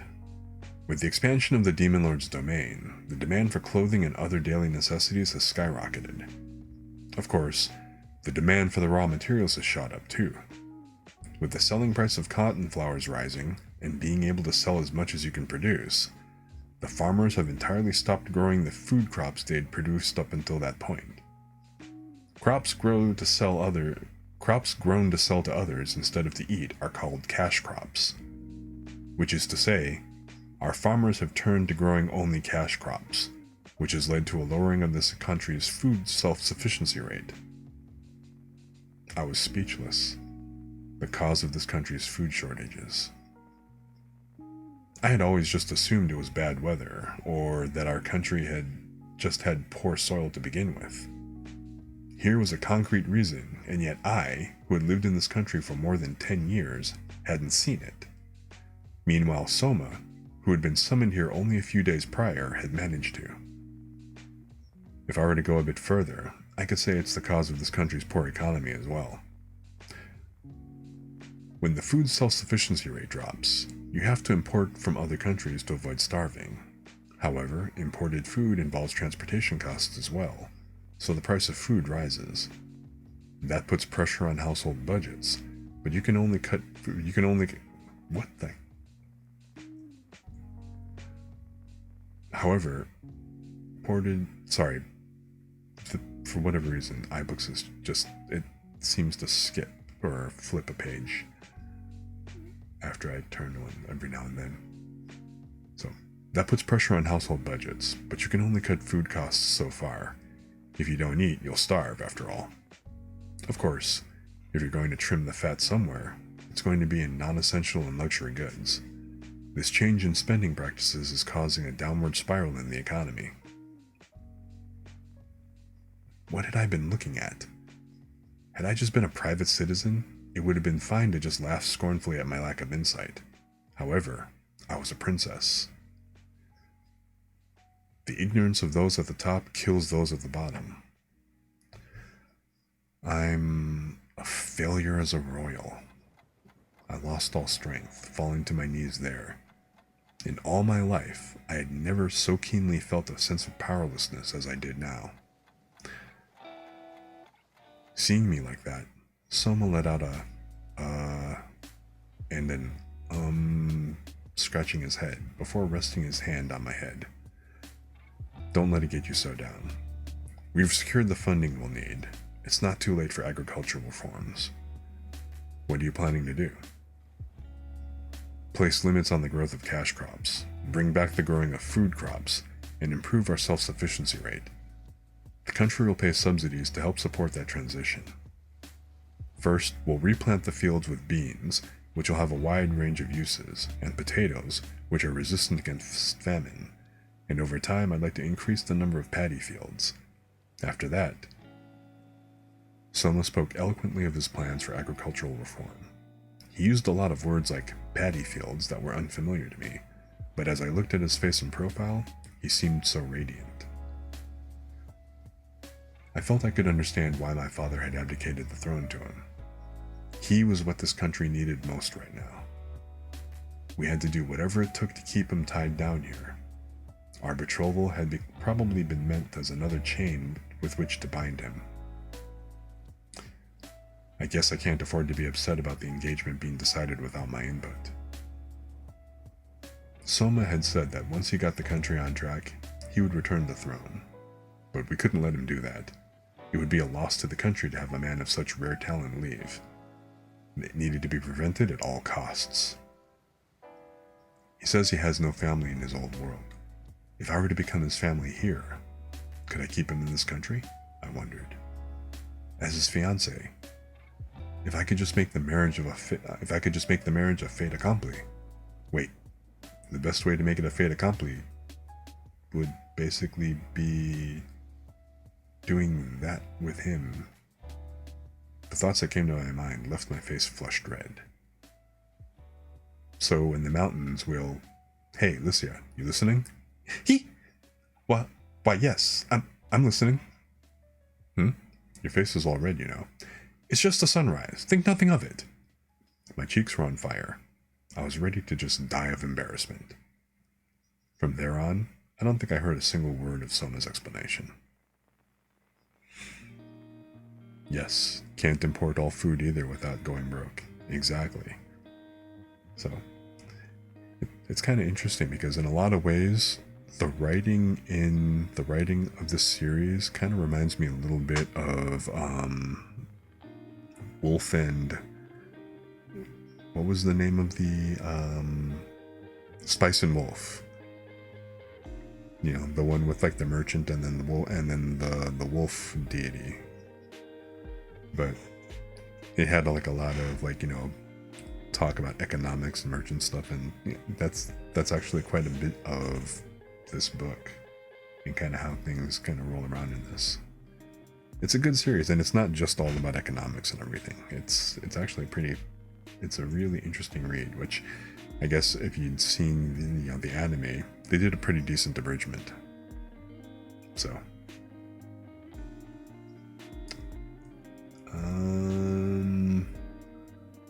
I don't know. What do you think? Should I go ahead and read chapter 2? I've read the prologue and chapter 1 so far. I can probably maybe read one more chapter and then that'd be about it. I don't want to push it too far with, like, you know, how much I can read in this book and stuff.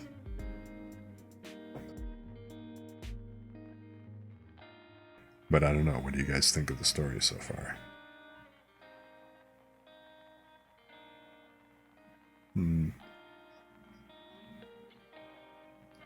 I think this is actually another long-running story, so I forget how many volumes. I think I left off somewhere around maybe like volume 12 or something, and they're pushing 20 volumes if I'm not mistaken.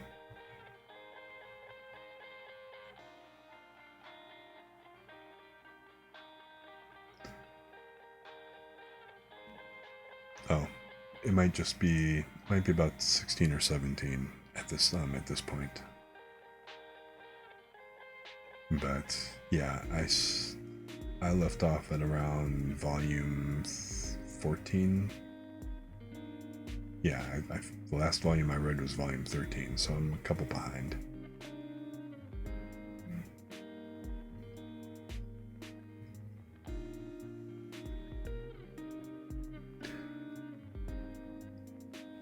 So, let's see here.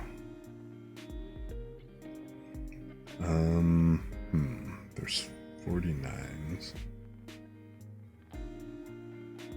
Yeah, it's actually, like I said, it's actually kind of in the name, how a realist hero rebuilt the kingdom.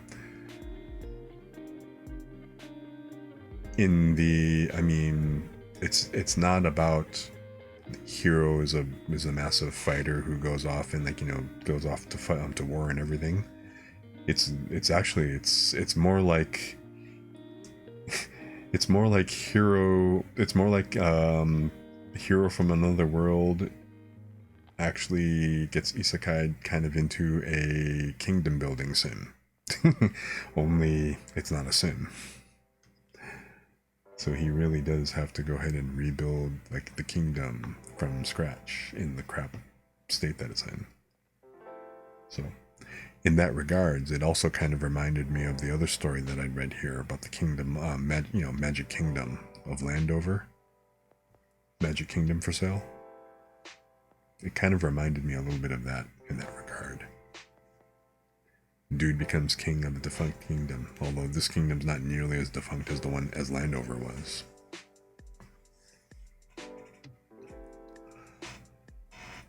Let's see, there's 49 pages in the next chapter.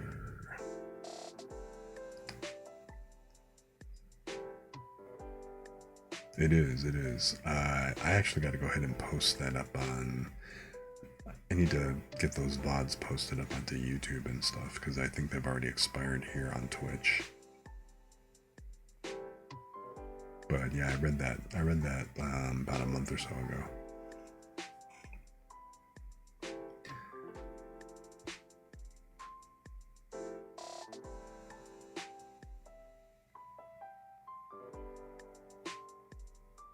Okay, you know what? I'm gonna go ahead and read one more chapter on this. I'm gonna go ahead and go up to chapter 2. Because why not? And then once I hit chapter 2, then we'll go ahead and we'll switch to a different book. So let me go ahead and hydrate and stretch here real quick.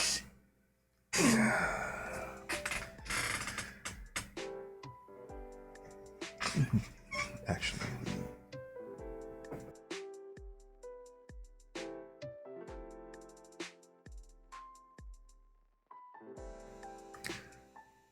okay.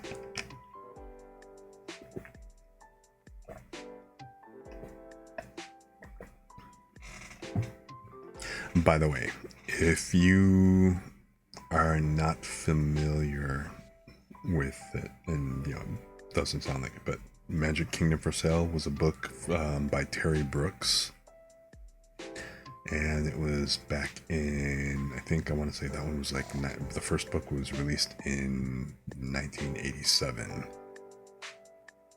So, been around for a while. It's a really, really good series.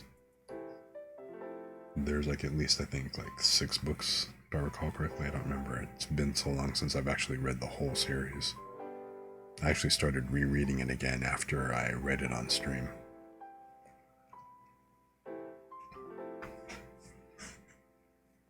Yeah, hang on, let me actually get like the full title here real quick for you.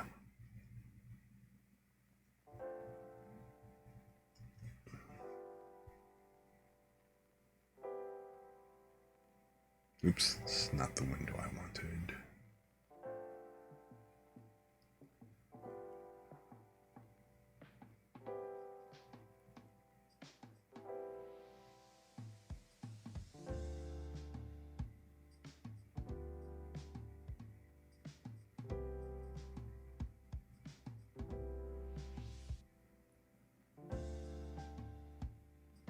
Wow, man. Yeah, so right now, if you were actually going to go ahead and get it in electronic form, at least in the Apple bookstore or whatever, they combined it into 2 anthology books, book 1 and book 2, but they're basically by Terry Brooks. So the anthology versions are called The Magic Kingdom of Landover.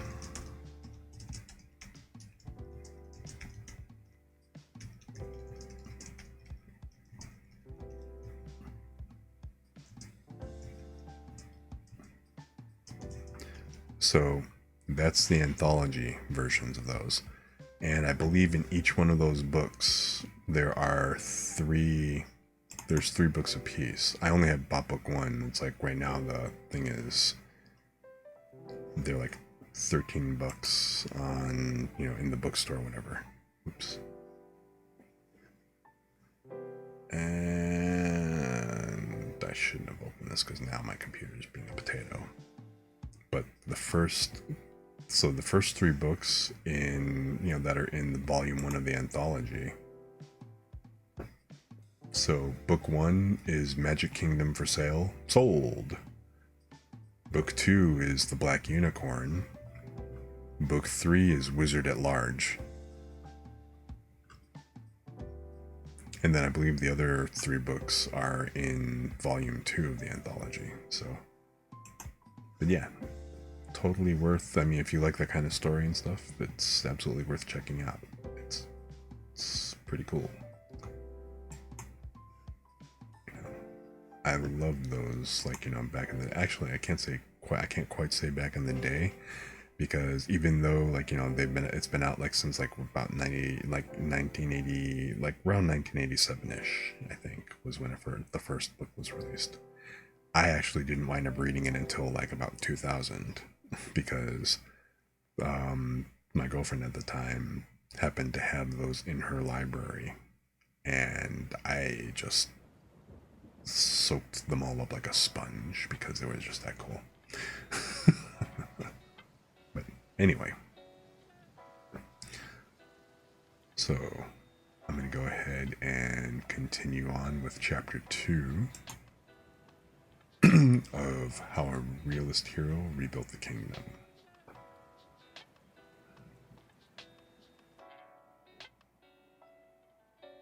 So, let me hydrate here real quick again.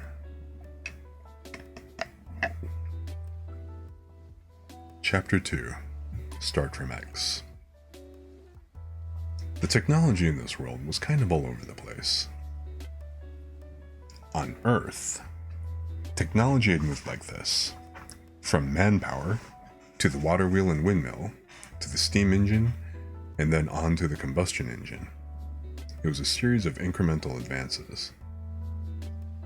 If you wanted to fly freely through the sky before you could build an airplane, you would first need to discover the concept of lift, and a propulsion system, the internal combustion engine, would need to be created. In order to create that propulsion system, you would need to understand the system behind how things burn. In the history of Earth, new technologies had always been built atop other technologies that had laid the groundwork for them. However, in this world, there were mysterious creatures and magic. If you wanted to fly freely through the sky, you could just ride a wyvern. These people had skipped past the concept of lift and propulsion systems and had just gone flying. In a world where you could create fire, ice, and more with magic anytime you would want to, the difference between what is possible and what is not becomes extreme. In this world, they had large tame beasts that could haul as much as a 4-ton truck. There were steel battleships, only they were drawn by massive sea dragons. There was no electricity, yet the nights were bright in this country. The street lamps had light moss in them, which stored light energy during the day and was phosphorescent at night, keeping the town lit. They didn't have gas, they used firewood ovens and fire magic, or magic items, to cook. There were no aqueducts, however, all around town, there were wells with water elemental spells cast on them that drew water from deep below the earth. Well, that's enough examples to get the point. In this country, even without science, many things could be done with magic. Turning that around, if you were to take away their magic and mysterious creatures, this country's civilization would not be all that advanced. Comparing it to a point in our world's history, they were probably in the late Middle Ages or early modern period at best. The feudal system was still intact, and the Industrial Revolution a long way away. That was the kind of country I was now king of. Lycia, agricultural reforms don't happen overnight, Soma told me. So for the time being, I suppose we'll have to increase our imports from other countries to compensate. I sat across from Soma, nibbling on my toast as he talked. On the narrow table, there was a basket of bread as well as plates with scrambled eggs, sausage, and salad for 2 on them. It was breakfast time. But didn't you say imports are expensive, and that causes a decline in consumer spending? I did. That's why we'll probably end up having the country buy up goods, then resell them at domestic prices for a time. We'll take a loss on the tariffs, but we need to bear it for now. I'd like to make up for the shortfall with exports, but first we'll need to find a replacement for our current primary export, cotton. Sounds hard. Anyway, let's set that aside for a moment. I asked a question that had been bothering me for a long while now. You're the king, so why on earth are you eating in here? This was the castle cafeteria. What's more, it was the general cafeteria which the soldiers and maids used. What we were eating right now was the A-set lunch for this morning. The king of a country was sitting amongst the guards, eating the same food that they did. There were limits to how little dignity a king could be allowed to have. The constant curious glances from the guards and maids are starting to hurt, you know, I protested. Don't let it bother you. The whole castle is being frugal right now, so I can't allow wasteful spending on my meals. Didn't you say austerity measures were a bad influence on the economy? If you just accumulate the money you're saving, yes, he said. But if the extra money is being used properly, it makes the economy go round. Still, that doesn't mean why we have to eat here. Well, do you want to eat this stuff at the big royal table? It'll feel even more unsatisfying that way. You may be right, but still. Even so, it felt wrong eating with all these people watching us. Even if I was used to it from my days at the Officers' Academy, I was technically Soma's fiancé, a person under the scrutiny of the masses, and to their eyes, here we were having a rendezvous. How could I stay calm like that? I sighed. If we're cutting back on food costs, should I speak to my parents? They're always eating cakes in such a tea time. Oh, that's fine. Those are all offerings anyway. Gifts, you mean? I asked in surprise. Could our people afford to do that? Well, they're from large stores and stores owned by the nobility, you see. Even with a guy like me as king, being a purveyor to the royal family is prestigious, apparently. Even with the food shortages, we still get sent a lot of stuff. Please, don't speak ill of yourself like that, I said. You're a king now. A lot of the foods are sweet, but they don't have a long shelf life. Since I don't have much of a sweet tooth myself, I give them to the former royal couple or the maids and have them write reviews. Then, for the ones that are rated highly, I give them a royal warrant of appointment. It's gone surprisingly well. So that's why, I murmured. Lately, I'd been hearing, all's not quiet on the weight loss front, from the maids. There had even been reports that some of the maids were joining the guards for training. I'd better be careful myself, I decided. In contrast to me as I made promises to myself, someone was looking off into the distance. Is something the matter? I asked. No, it's just, if the food budget were tighter, we might be subsisting on a diet of cake 3 times daily. I nearly put if they have no bread, let them eat cake into practice myself. If people didn't know the circumstances, there could be a revolution around those words, I said. You two seem to be enjoying yourselves. When I turned in the direction of the sudden voice, I saw a young man in the fluted armor, minus helmet, of the Royal Guard. He was tall, with a sufficiently sturdy frame, and from behind his long, straight blonde hair peeked a beautiful face that probably made him popular with ladies. Why, Sir Ludwin, I said. It has been too long, my princess. No, perhaps I should call you my queen now. Well, I'm not either of those at the moment, actually. Seeing our exchange, Soma had a look on his face that said, Who's this guy? Soma, this gentleman is Sir Ludwin Arx of the Royal Guard, I said, introducing him. Despite his youthful age, just under 30, Sir Ludwin was a genius who had been made head of the Royal Guard. In times of peace, the head of the Royal Guard was responsible for security in the capital, Parnham, as well as at Parnham Castle, but in times of crisis he was also given command of the king's personal forces, the Forbidden Army. Though, that said, practical military control of the country lay in the hand of the 3 dukedoms. Let them eat none.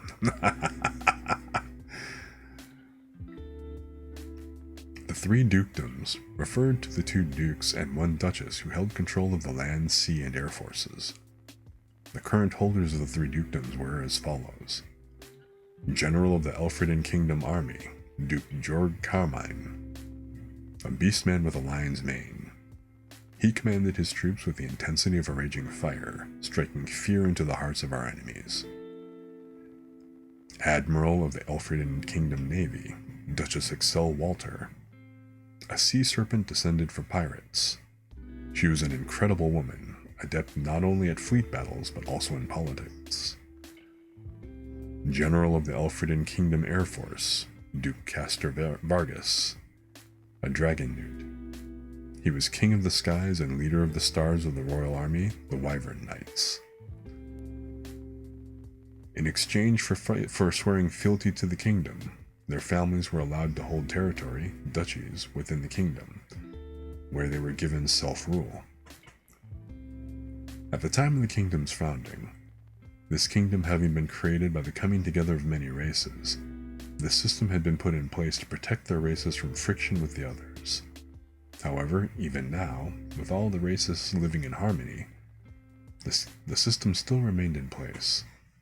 In exchange for territory, their families put their lives on the line to defend the country they loved. That was the pride of the three dukedoms.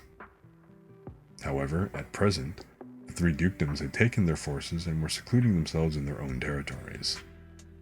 It seemed these three, with their great love and respect for the former king, had not yet recognized Soma, who had ascended the throne in a manner that looked like he was usurping it as their liege.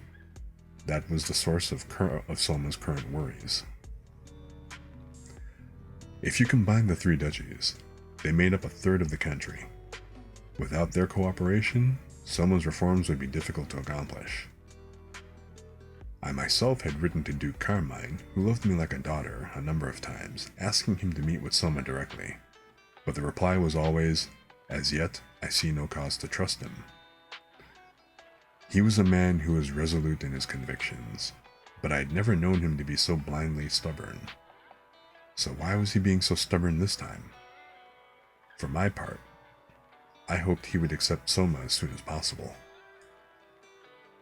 Without any idea how I was feeling, Soma was shaking hands with Sir Ludwin.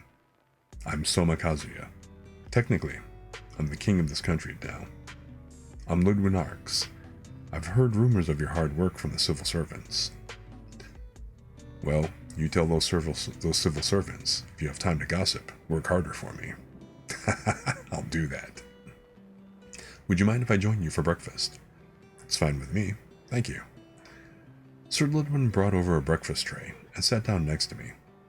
"So, how are things going? With these reforms of yours, I mean, Your Majesty."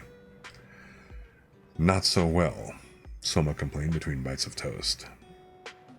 "We're especially suffering from a lack of qualified people.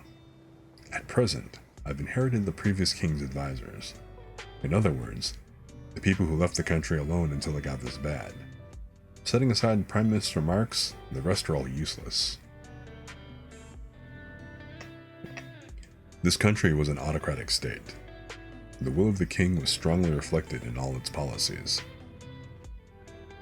There was a Congress of the People, which all citizens had the right to vote for representatives in, but it was merely a place where laws and policies to suggest to the king were drafted, and these laws and policies would later be suggested to the king by the Prime Minister. In short, it was a glorified suggestion box, and whether these suggestions would be implemented or not was entirely up to the king. Though, that said, if the king were to just do whatever he pleased, he would lose the hearts of the people, and would likely see himself deposed by the three dukedoms. Furthermore, when the king wished to consider different policies, he could summon advisors other than the Prime Minister. The king would confer with his advisors, deciding if his policies would be effective or not. The selection of advisors was left to the king's sole discretion. He could hire whomever and however many he wanted. In truth, even before taking the throne, in this kingdom, from the time one was a prince, a prospective king would begin to gather people who might become his advisors. But, with Soma having ascended the throne so suddenly, he had none. "People who can tell me the things I want to know, and who will work hard at the tasks I set them to," he said. "Those are the sort of personal retainers I want." "I understand. All those who stand above others long to have capable underlings," Sir Ludwin said. "Is it the same for you in the Forbidden Army?" "Yes. Most of the graduates from the Officers' Academy request to be assigned to the armies of the three dukedoms, since, while they call us the Forbidden Army, we're basically just the capital's defense force. It's not a popular posting, is it, Princess?" "Well, I guess not. Most of my classmates went to the armies of the three dukedoms. I was in the land forces, but that was because there was no point in me joining the Forbidden Army, since it existed to protect the royal family." "Well, there you have it. These days, the Forbidden Army has a lot of misfits and eccentrics in it. We even have a mad scientist who drifted over to us from the weapons development branch." "Oh, now that sounds like someone I want to meet," Soma said. Seeing Soma's enthusiasm, Sir Ludwin replied, "I'll introduce you sometime." He laughed wryly. After that, we made small talk for a while and then parted with Sir Ludwin. When I get back to my room, I'll send another letter encouraging Duke Carmine to meet with Soma, I thought to myself.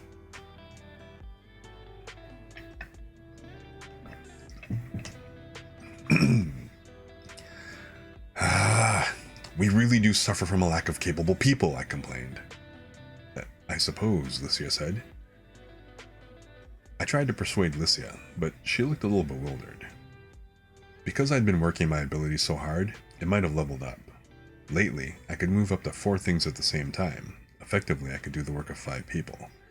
But even with that, it was only the equivalent of having 1 extra person. A person who lacked any knowledge or skills that I myself lacked. What I needed were people with knowledge I didn't have. People with skills I didn't have. I desperately wanted to have people like that. And so, I decided to gather them. So, that being that, I think I'll use a dual voice broadcast. A dual voice broadcast? The dual voice broadcast was a system for delivering the voice of the king to all regions of the country. In the jewel voice room in the palace, there was a floating jewel that must have had a diameter of around 2 meters. The jewel was said to be imbued with the magic of the spirits of air sylphs and the spirits of water, undines. It would deliver the king's voice to all around the country, and in towns with the appropriate setup, it could even project his image. Past kings had apparently used the jewel voice broadcast to unveil a new constitution, or to declare war on another nature, that sort of thing. I'll bet you'll be the first to use it to gather capable people, Lisha said, seemingly impressed. Was it really such a wild idea? How do you normally gather them, I asked. Through personal connections or holding written exams and hiring those who pass? Aren't those methods pretty biased? What's the literacy rate in this country? Half the people can read and 3/10 can write. That's not good at all. Only 3/10 of the population can take the exams.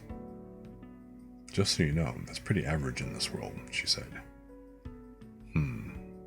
Guess that's what happens when you don't have compulsory education. Anyone can be taught to read and write, I said. Surely, the quality of a candidate shouldn't be decided by his or her ability to afford lessons. It's 7/10 of the population. Just how many diamonds are you planning to leave in the rough? There's nothing I can say against that, Alicia said, sounding ashamed. Though, I suppose she's not the one I need to be telling this, huh? Really, this country needs to be fixed from the ground up. So, what conditions are you going to use in your call? She asked. I'm considering the wording, though really, I intend to borrow the words of a great man I admire. A great man? Yeah. A crafty hero in a troubled land.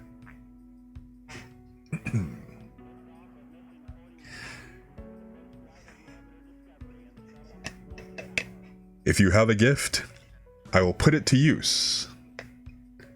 Through capital, city, town, and village alike, Soma's voice echoed.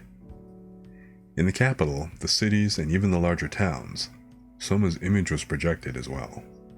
The receivers in the larger areas released a mist into the air, then used the refraction of light to recreate the scene taking place inside the jewel voice room. To put it in modern terms, they were receiving a video feed from the filming location and projecting it live onto a mid-air screen. The quality was grainy, but people were excited to have their first glimpse of the new king. Some were bewildered by his youth, others by his plain appearance. The fault for this lay with Soma, who had felt it too bothersome to put on formal attire or even his crown. Just seeing Princess Lycia standing at his side without looking particularly tense reassured the people. Though they had heard he hadn't forced the king to abdicate and usurp the throne, until they saw him for themselves, they had still harbored some uncertainty, especially in the case for Princess Lycia, whose dignified beauty had made her something of an idol to the people. Some had voiced concern for her well-being.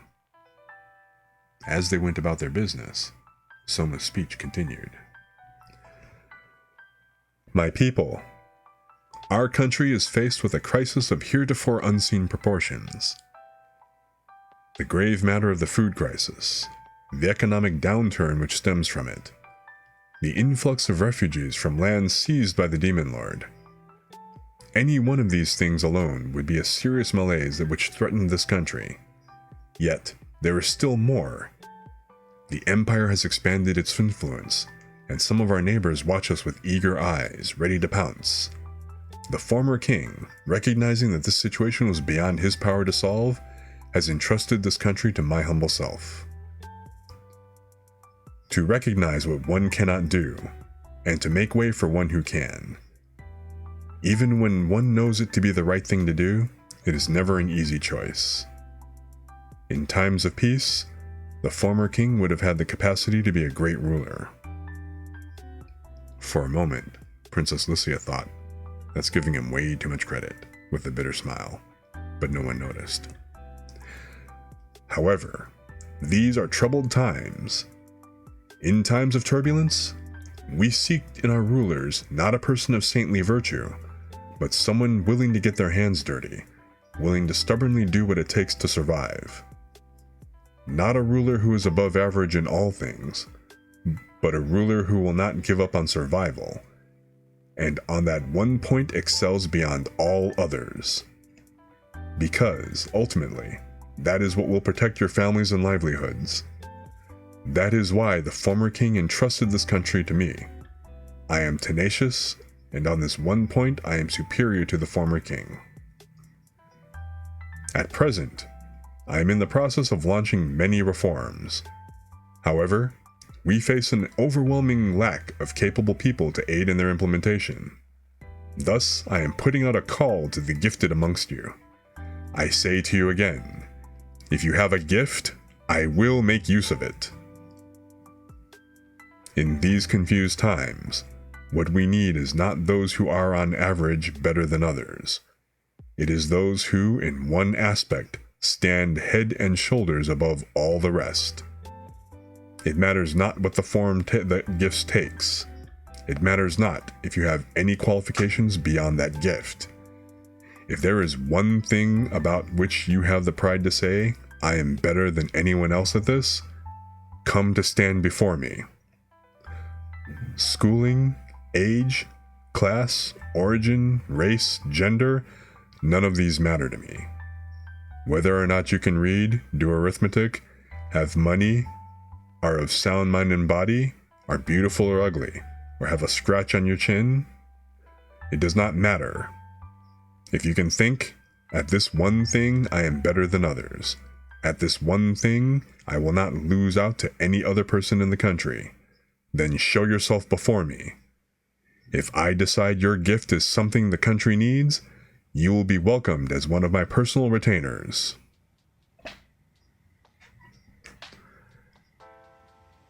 The new king's passionate speech put a shine on the people's eyes.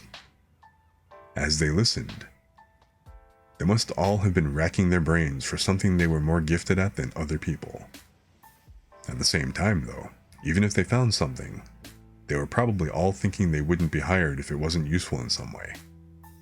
As that feeling of resignation set in, it became a dam blocking the flood of enthusiasm that was building up from the impassioned speech. The king was seeking capable people which could solve this country's problems. Everyone found it hard to imagine that their own gifts could be of any use to the country.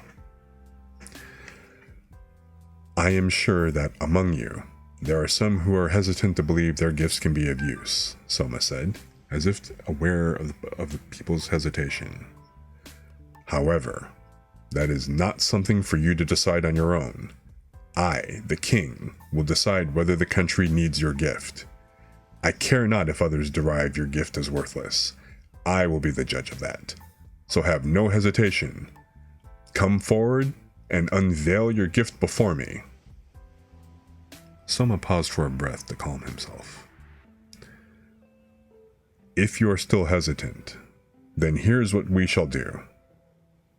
If your gift is proven to be without compare in this country, in the name of Kingdom of Elfriden, I will issue you a certificate of peerlessness, and you will receive a cash prize. How's that for a little motivation, people? The image of Soma pumped his fist into the air. At that moment, a great cheer rose up in every city worth calling a city across the country. The dam inside the people's hearts had been broken. It was the same as the capital. "Oh, I can hear the cheering in the castle town from here. Glad you're all fired up," Soma said, breaking into more casual speech. Standing by his side, Lucy had wanted to hold her head in her hands, but no one seemed to mind. "You can nominate yourself or someone else," Soma said. "If the nomination is for someone else, 3/10 of the award go to the nominator. If there are people locking themselves away and playing hermit when this country's in crisis, I want all of you to go and drag them out. Also, for gifts like I am stronger than others or I'm good at singing, where there is room for competition, we will have the candidates compete amongst themselves in advance to choose a single representative for that gift. So be ready for that. Now then, I think I've said everything I need to." Finally, Soma closed out his dual voice broadcast with the following words. "Now then, O gifted ones, come shake my hand in the capital, Parnum." Lycia glared reproachfully at him after that broadcast ended. What was with that last line?" she demanded.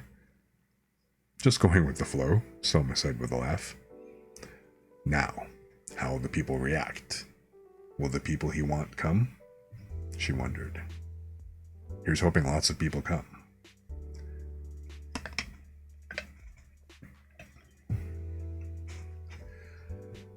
In history, there are some scenes which are easily dramatized by later generations. There are some conditions for this. First, it must be the turning point of an era. Second, it must have a certain flair when dramatized. These are the two conditions. In the Sengoku period, it would be the scene where Oda Nobunaga performs part of the no play hymn Atsumori before the Battle of Okazama. In Romance of the Three Kingdoms, it would be the scene where Liu Bei recruits Zhonglang after paying 3 personal visits to him. In Roman history, it would be the scene where Caesar says the die is cast as he crosses the Rubicon.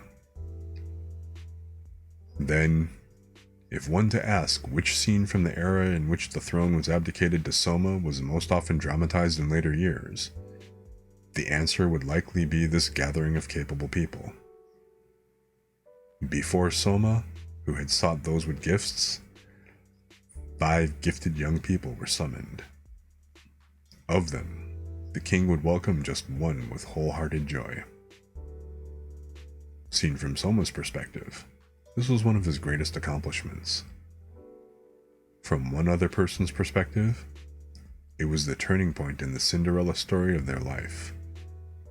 And from the perspective of one who watched that scene through eyes unlike those of others, it was to become the turning point of an era. Yes, in this scene, there were 3 main characters.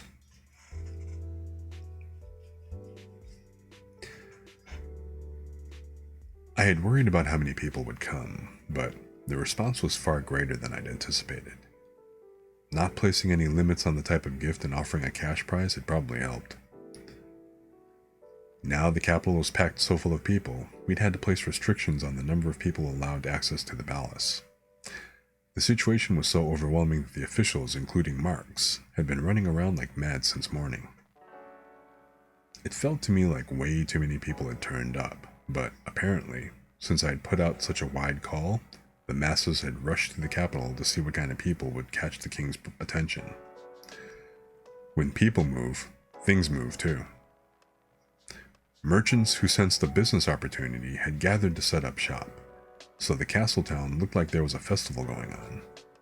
It was an unexpected shot in the arm for our economy, but at the same time, it also meant more work for the officials.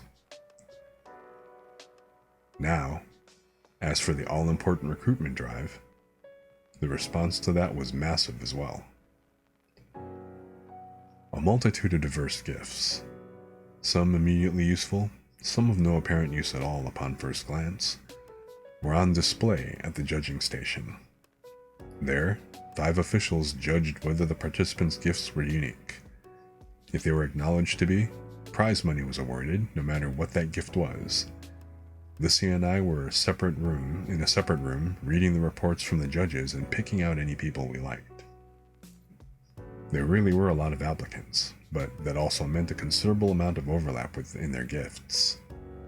The competition was particularly fierce around the gift of martial ability, gift of talent, and gift of beauty. So they were deciding on a number 1 for each category at another site. At each of these sites, named Best in the Kingdom Martial Arts Tournament, Kingdom of Talent, and Aannnd Pretty Girl Grand Prix, spectators enjoyed watching the proceedings. By the way, after this, by request of the Merchants Guild, these tournaments became a yearly event in the capital Parnham and attracted a large number of tourists. Also, the Aannnd Pretty Girl Grand Prix invited rumors that it was actually being held by the king to choose his mistresses. As a result, all of the nobles who wanted their own ties to the royal family sent their relatives to participate. But that's not relevant at the moment, so I'll skip over it. Though, when Lissia heard about the rumors, I did get some cold looks for it later. The judging process had originally been planned to last for 1 day, but instead it lasted for 3. Those with gifts that made me think, this is what I'm looking for, were brought before me on the 4th day. I was seated on the throne, with Lissia standing at my side. Technically, while we were betrothed, the marriage hadn't been held yet, so she wasn't allowed to touch the Queen's throne. 1 step down from us, Prime Minister Mark stood to the right of us, Captain of the Royal Guard Ludwin to the left. By the way, we had hauled the jewel from the jewel voice room into the throne room, so this scene was being broadcast around the kingdom. 5 young people were brought before us. 1 had silver hair and elven ears, a girl who looked like a warrior with some muscle showing through her brown skin. 1 wore a black robe which covered his whole body, a thin young man with somehow listless look on his face. 1 looked distinguished, but in a different way from Lissia, a beautiful blue-haired girl with a gentle air about her. 1 had little fox ears sprouting from her head, a rustic-looking girl of around 10. And finally, 1 was a fat middle-aged man drenched in sweat. Your Majesty, the many gifted people of this country who came in response to your summons have been recorded in a ledger. These people here are possessed of especially rare gifts. When Mark said this, the fat man prostrated himself before me, jumping to do so with the speed of a grasshopper. The blue-haired pretty girl did the same, her every move filled with grace, and the fox-eared little girl awkwardly followed suit. The black-robed young man watched them all sleepily, prostrating himself before me last.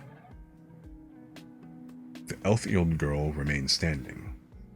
Everyone present was shocked. You are before the king. Will you not prostrate yourself? Ludwig cautioned her in a quiet but forceful voice. The elf-eared girl seemed not to care. More than that, she looked me in the eye and said this. I ask your forbearance, as this is the custom of my tribe. The warriors of my tribe do not lower their head before any but their master. And, for our women, to not lower your head before any but your husband is proof of your chastity. Still, Ludwig argued. I don't mind. I held up a hand to stop Ludwig from arguing with her. We're the ones asking them to help the country. There's no need to be so uptight. As you wish, Your Majesty, Ludwig said, backing down easily. He did that knowing what would happen, I'll bet. He acted in a way that keeps people from taking us lightly, while still showing how tolerant the king is. He's an impressive actor. In that case, I'll have to live up to expectations and play the tolerant king. I rose from the throne and turned to face them. Please, do not prostrate yourselves before me. It is I who am in the position of asking you for a favor. Do not stand on ceremony. Go ahead and be at ease." The four of them rose quietly. I looked to Marks, indicating that he should continue. Marks nodded, beginning to read from some sort of scroll. "We will now announce the gifts held by these individuals and carry out the awarding of prizes. Madam Aisha Udgard, dark elf from the god-protected forest, step forward." "Yes, sir." This time, the elf-eared girl meekly obeyed. She looked less than 20 years old, but I had heard dark elves remained youthful for a long time, so their appearance and age didn't match. She had brown skin and an attractive silver ponytail. Wearing chest armor and gauntlets, she was dressed like a warrior. Her slender legs peeked out through the slit in her waistcloth. They were moderately muscular and looked quite healthy. Dark elves, I thought. One of the minority races of Elfrieden, they're a race with a high level of combat ability. Instead of cities, they reside in the god-protected forest and are granted autonomy as protectors of the forest. They have a strong sense of racial unity and reject outsiders.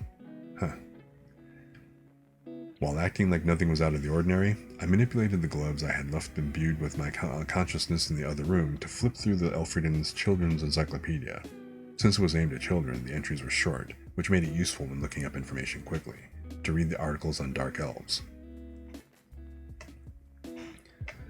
The dark elves in this country weren't fallen elves that had lost the blessing of the gods, like you might see in a lot of fantasy settings.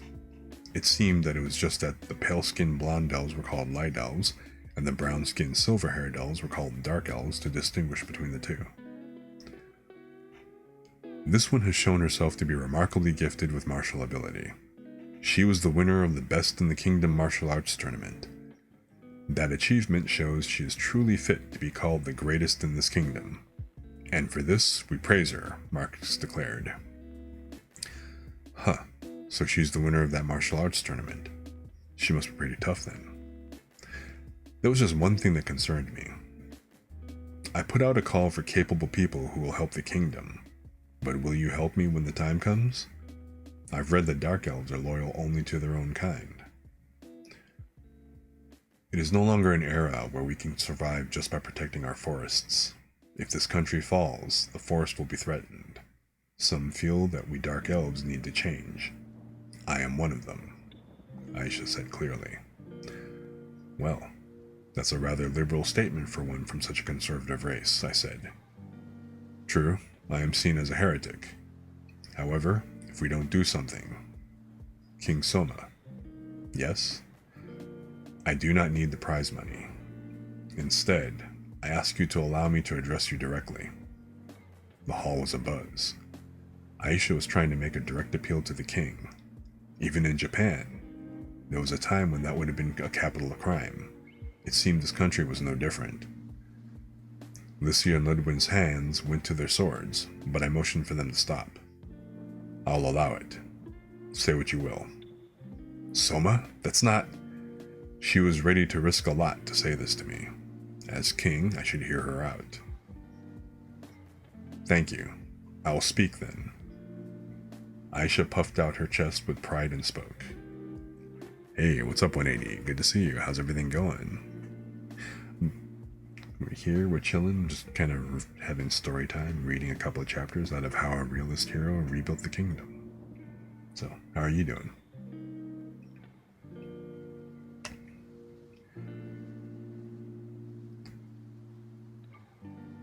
And welcome back, Lumi. Recently, there have been a large number of incursions into the god-protected forest by other races. They harvest mushrooms and other edible wild plants, hunting down the forest beasts. I understand that you have a food crisis. However, if you steal these things from us, we will be the ones who starve. We have had no choice but to take up arms against the intruders. Even now, there are clashes taking place throughout the forest. King Soma, please crack down on the offenders. I see. Basically, she wants me to forbid the people who are going without food from hunting or harvesting wild plants in the forest. When there's a food crisis, if you can go to an area which distribution is limited, the crisis is even deeper there. If there just so happens to be a forest with plentiful resources nearby, I guess they might enter it even in the face of dark elf attacks. Sure, you've got it. In regards to the god-protected forest, there are already laws restricting entrance, so I can't issue a new ban, but I'll see to it that food aid reaches the people in the vicinity at once. If, even after that, there are still those trying to enter the god-protected forest, we will recognize them as poachers and prosecute them. Thank you. You have my gratitude. With those words, in place of bowing, Aisha brought her hands to her chest and closed her eyes. I wasn't sure if that was a gesture of gratitude or just a pose showing relief at accomplishing her task. You guys going to sleep soon and everything? Okay, well, hey, I understand. Remember, we're lurk friendly and by all means, feel free. Still, Aisha, poaching is an unspeakable crime, but if we think about the future, would it not be wise to consider trade with those outside the forest? Aren't there things in the outside world that draw your interest, I asked. Well, yes, but we have no likely trade goods.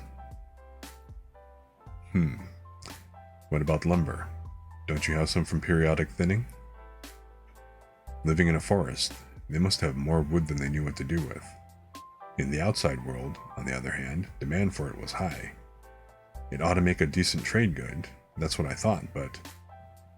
Periodic thinning, what might that be? Aisha asked with a serious look on her face, and I couldn't help but be dumbstruck for a moment. Huh? Don't tell me they don't do periodic forest thinning in this world. I'm referring to the periodic felling of a set number of trees in order to maintain the forest. As I said this, I glanced to Alicia, Marks, and Lidwin, but all of them shook their heads. Apparently, this is the first they'd ever heard of it. It was the same with Aisha. To protect the forest, you cut down trees?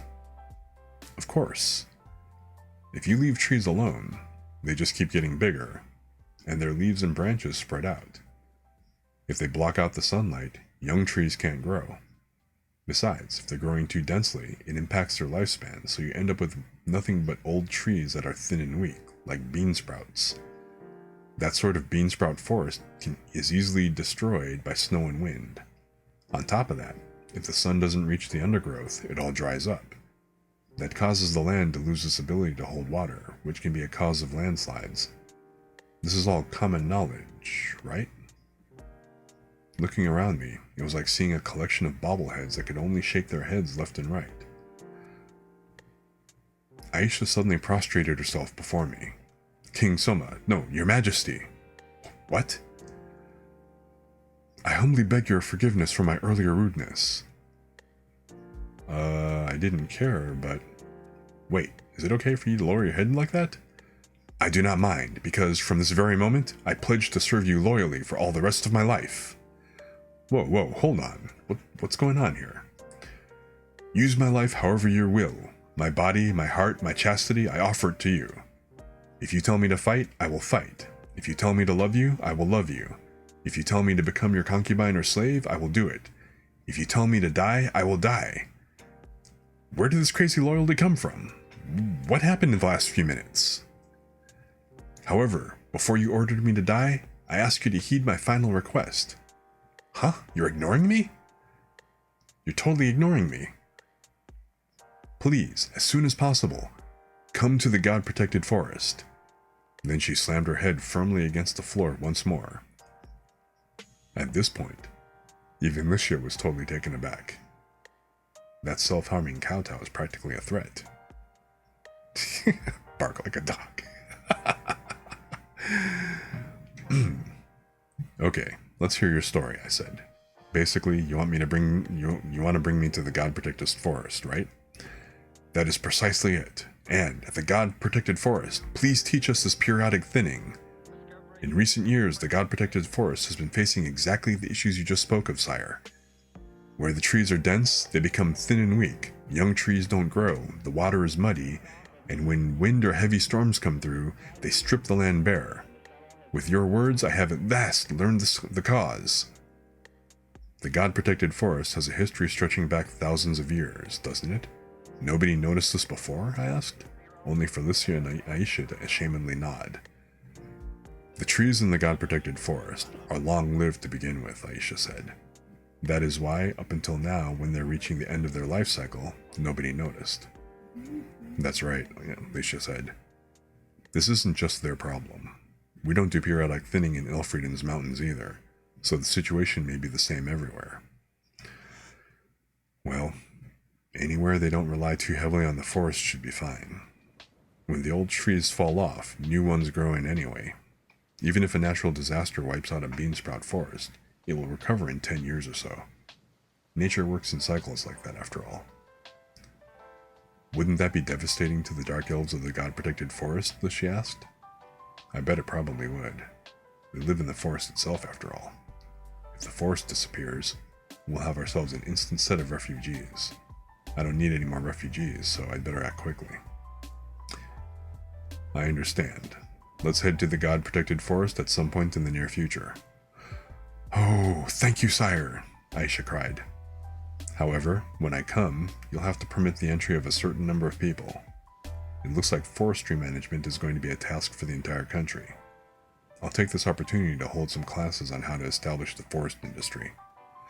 As you wish, sire. Good. Ludwin? Sir.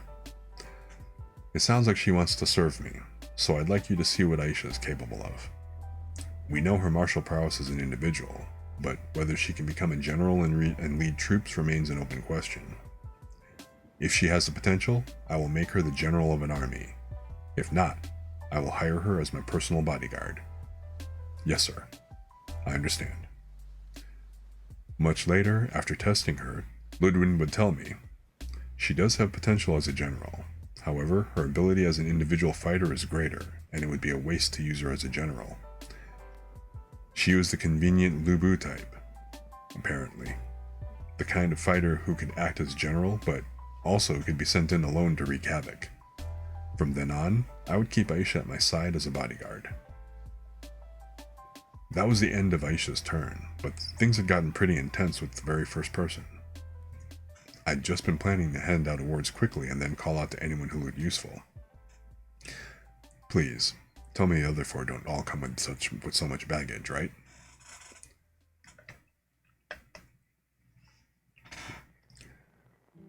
Next, Sir Hakiak Woman, step forward, Mark said.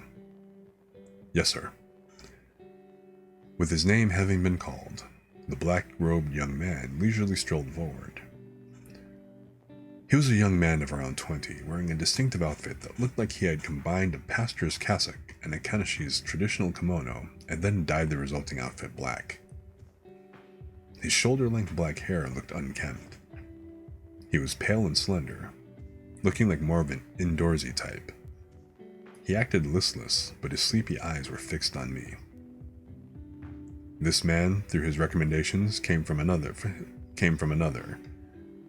This man, though his recommendations came from another, has demonstrated the gift of wisdom, Marx announced. He has memorized the laws of this country, and his knowledge and memory are believed to be without peer in this nation. That's like being able to recite the entirety of the 6 codes from memory, I guess. That would be pretty amazing, yeah. If he's here by someone else's recommendation, he's one of the ones signed up by a relative, huh? I wonder what it is. Something's tugging at the back of my mind here. Your gift is splendid, I said.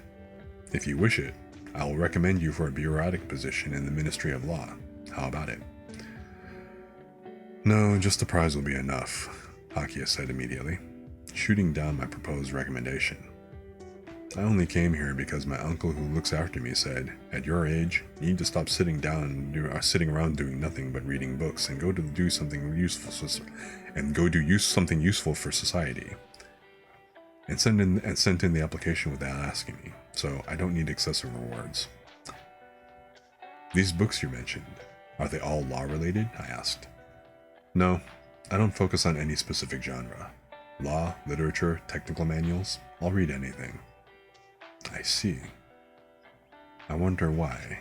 There's something bothering me here. In that case, how about you become the librarian for the archives in the palace, I asked. There are probably books in there that you won't find on the open market, and with your authority as librarian, you'll be able to read them. Oh, that does sound nice. If that's the case, please let me do it. Finally, something I could recognize as a happy expression crossed Hakia's face. He seemed satisfied. Seize every opportunity, as they say. It was probably better for me to keep an interesting card like him in my hand rather than let him go. Next, Madame Juna Doma stepped forward. Yes, sir. Trading places with Hakia, the blue-haired pretty girl stepped up. She looked like she was around the same age as me, 19, but the air she had about her made this woman feel more mature than her age. With her fluffy hair trailing behind her, she was the picture of beauty as she gracefully bowed her head. While her clothes weren't very revealing, the top half resembled a dirndl from Austria, while the bottom was transparent and showed her legs, like you might see in an Indian dancer's sari. Around her hips were wrapped a frilly piece of clothing. Were it not for the piercing look I received from Lycia, I might have admitted her beauty for a full hour. I might have admired her beauty for a full hour. Yeah, I haven't forgotten my job, so stop glaring, I murmured. Ugh, what is...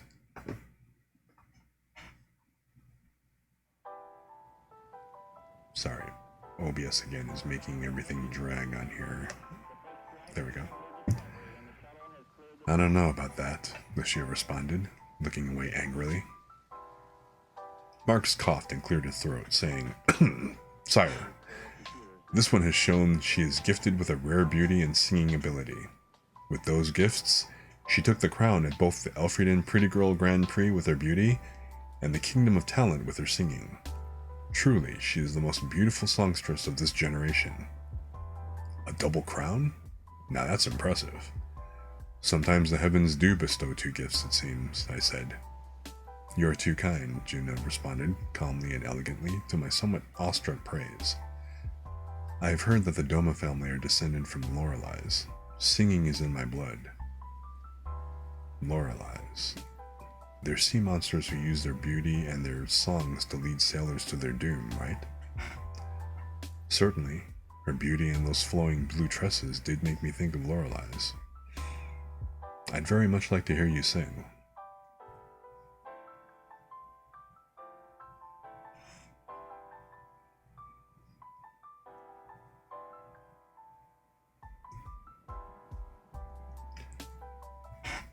And again, delays. Hang on, let me see if I can... Is there anything else I can close down that I haven't already? Actually, let me go ahead and quit this and... Oh, you know what? I didn't actually shut this window down. This will probably help. Not that it's helping OBS not be a freaking resource hog, but whatever. So, I'd very much like to hear you sing. Are you working? Okay, now it's responding. If you wish, I can. Sure. This scene is being broadcast around Elfrieden right now through this jewel. Could you sing a little song to cheer up our countrymen?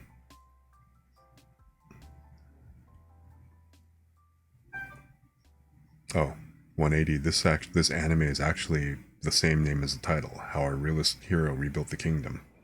It was on Funimation, so it's probably already been ported over to Crunchyroll. And I have not seen Filing Taxes in Another World or I Died and Woke Up as a Treasurer's Assistant. That's pretty hilarious. A song to cheer them up, is it? Juna seemed troubled. Most of the Lorelei songs passed down in my family are sad love songs, you see. Oh, if there's some code or something holding you back from singing one, that's fine. No, I just don't know any. If I could hear one, I could learn it right away, though. How about this then? I pulled out my smartphone. It was one of the few things I had on me when I'd been summoned to this world. I opened up my music folder, picked a song that jumped out at me, then walked up to Juna and put the earbuds in for her. What might this be? Something like a machine that plays music, I guess. Anyway, I'm playing it now. Juna's eyes widened. The moment I pressed the button, Juna's body shuddered. She seemed bewildered at first, but she was getting used to it as her body gradually got into the rhythm. Then, 5 minutes later, she pulled out the earbuds. I have it memorized. Already? You really can memorize it the first time you hear it? Yes. Now, let me sing it for you. I returned to my seat and she began to sing. The song was Masa Hisada's Ganbaraba. This cheerful song, which had even a Mina no Uta short made for it, was distinctive for using rap in Nagasaki dialect, mixed with the Kyushu children's song Dendarayuba. Grandpa was a fan, so I'd listened to it with them together a lot. Still, I was impressed with his Lorelei. She was even managing to sing the rap parts in Nagasaki dialect. These were completely incomprehensible to people from the Kanto region, but she sung them flawlessly. By the way, Lucia told me later that she couldn't understand the lyrics. I could understand the languages people in this country speak, and they could understand my Japanese, but it seemed that that was part of my power as a hero. I could even write in the world's language. What I tried to write in my head got translated into the language here, so even though I couldn't write it afterward, I could write it. So even though I couldn't read it afterward, I could write it. So the Japanese in Nagasaki dialect that came out of Juna's mouth was in an unknown language for the people of this country. Still, even without knowing the words, if a song is good, you can still get into it. Everyone listened to that catchy tune and enjoyed it. A few minutes later, amidst roaring applause, Juna finished her song and bowed. That was a fun song, thank you. No, I should thank you, I said. Your singing was wonderful. If possible, I hope you will teach me more of the songs of your country, Your Majesty. I'd very much like to have you sing them. Oh, I know. Hopefully we can increase the number of jewels, but even if that's not possible, we could eventually convert the jewel voice room into a recording studio so that people can hear your songs all the time. My, that would be like a dream come true, sire. Juna wore a smile of heartfelt bliss. It was a marvelous smile. I'll be counting on you when the time comes, I said. You did a great job today. Juna stepped back, and now it was the fox-eared little girl's turn. Next, Madame Tomoe Inui of the Mystic Wolf Race stepped forward. Yesh! Her voice breaking, the young girl with animal ears, who looked to be around 10, stepped forward with her right arm moving at the same time as her right leg. The Mystic Wolf Race, I thought. I guess those aren't fox ears, they're wolf ears. She was adorable with her sun-tanned skin and cute little round eyes. The clothes she wore were just a little shabby, though. They were torn in places, and perhaps because she was tense, the fluffy tail that stuck out from her rump was standing up straight. Yep, I want to stroke it. Young though she may be, this one has the exceptionally rare gift of being able to talk to birds and beasts. When we brought her to the stables, she was able to correctly tell us everything from the horse's current state of health to their history. According to her, the horses told her these things. Truly, it is a godly ability. The gift of talking to animals, huh? Looks like we have an astonishing little beastman on our hands here. As I thought about it, next to me, Lucia quietly whispered, "The country of the magic wolves is far to the north. There shouldn't be any in this country." A refugee, huh? I murmured. That would explain the beat-up clothes then, wouldn't it? With the expansion of the Demon Lord's domain, a number of countries and villages had been destroyed. Those who had lost their lands had fled south, becoming refugees in other nations, and they were starting to put pressure on the economy. Different nations dealt with them in different ways. Some proactively took them in, while others moved to expel them. Though, that said, even when it came to the countries taking them in, most either forced them into hard labor such as mining, or sent them out as additional manpower to fight against the demons, so both types of country were hell for the refugees. Even in my kingdom, refugee camps had sprung up outside the capital Parnum. At the moment, the decision on what to do with them was still on hold. If we helped the refugees when we didn't even have enough food to feed our own people, riots might well break out. If we expelled them or forced them into hard labor, we would have to deal with the refugees' resentment. If they went into hiding and turned terrorist on us, that would be terrible. As things stood, they were causing a decline in public safety, but we had no choice but to maintain the status quo. In order to offer a helping hand to others, we need to be in a good place to help ourselves first, I thought. I said if they had a gift, I would put it to use, and I don't intend to twist these words, I said out loud. If she has a gift, it doesn't matter if she's a foreigner or a refugee. We're in no position to be particular about such things, after all. You're right. When I said that, the mystic wolf girl who had been introduced hesitantly opened her mouth to speak. King Soma? What is it? I also have something I'd like to say. Because she was extremely tense, she spoke as if forcing the words out. It was hard to make out what she was saying. Did you have something you wanted to say? I don't mind. Please, go ahead. Oh, hey, thanks for the stretch redeem. Let me go ahead and do a stretch and a posture check. Man.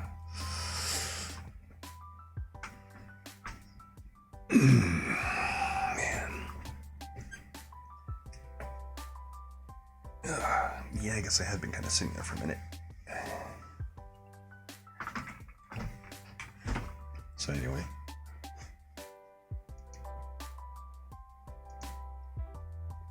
Appreciate the redeems, appreciate that. Yes, actually. What? You need to speak up or I won't be able to hear you. Also, 180, congratulations on the third. And also, thank you for the hydrate. Let me go ahead and do that now real quick.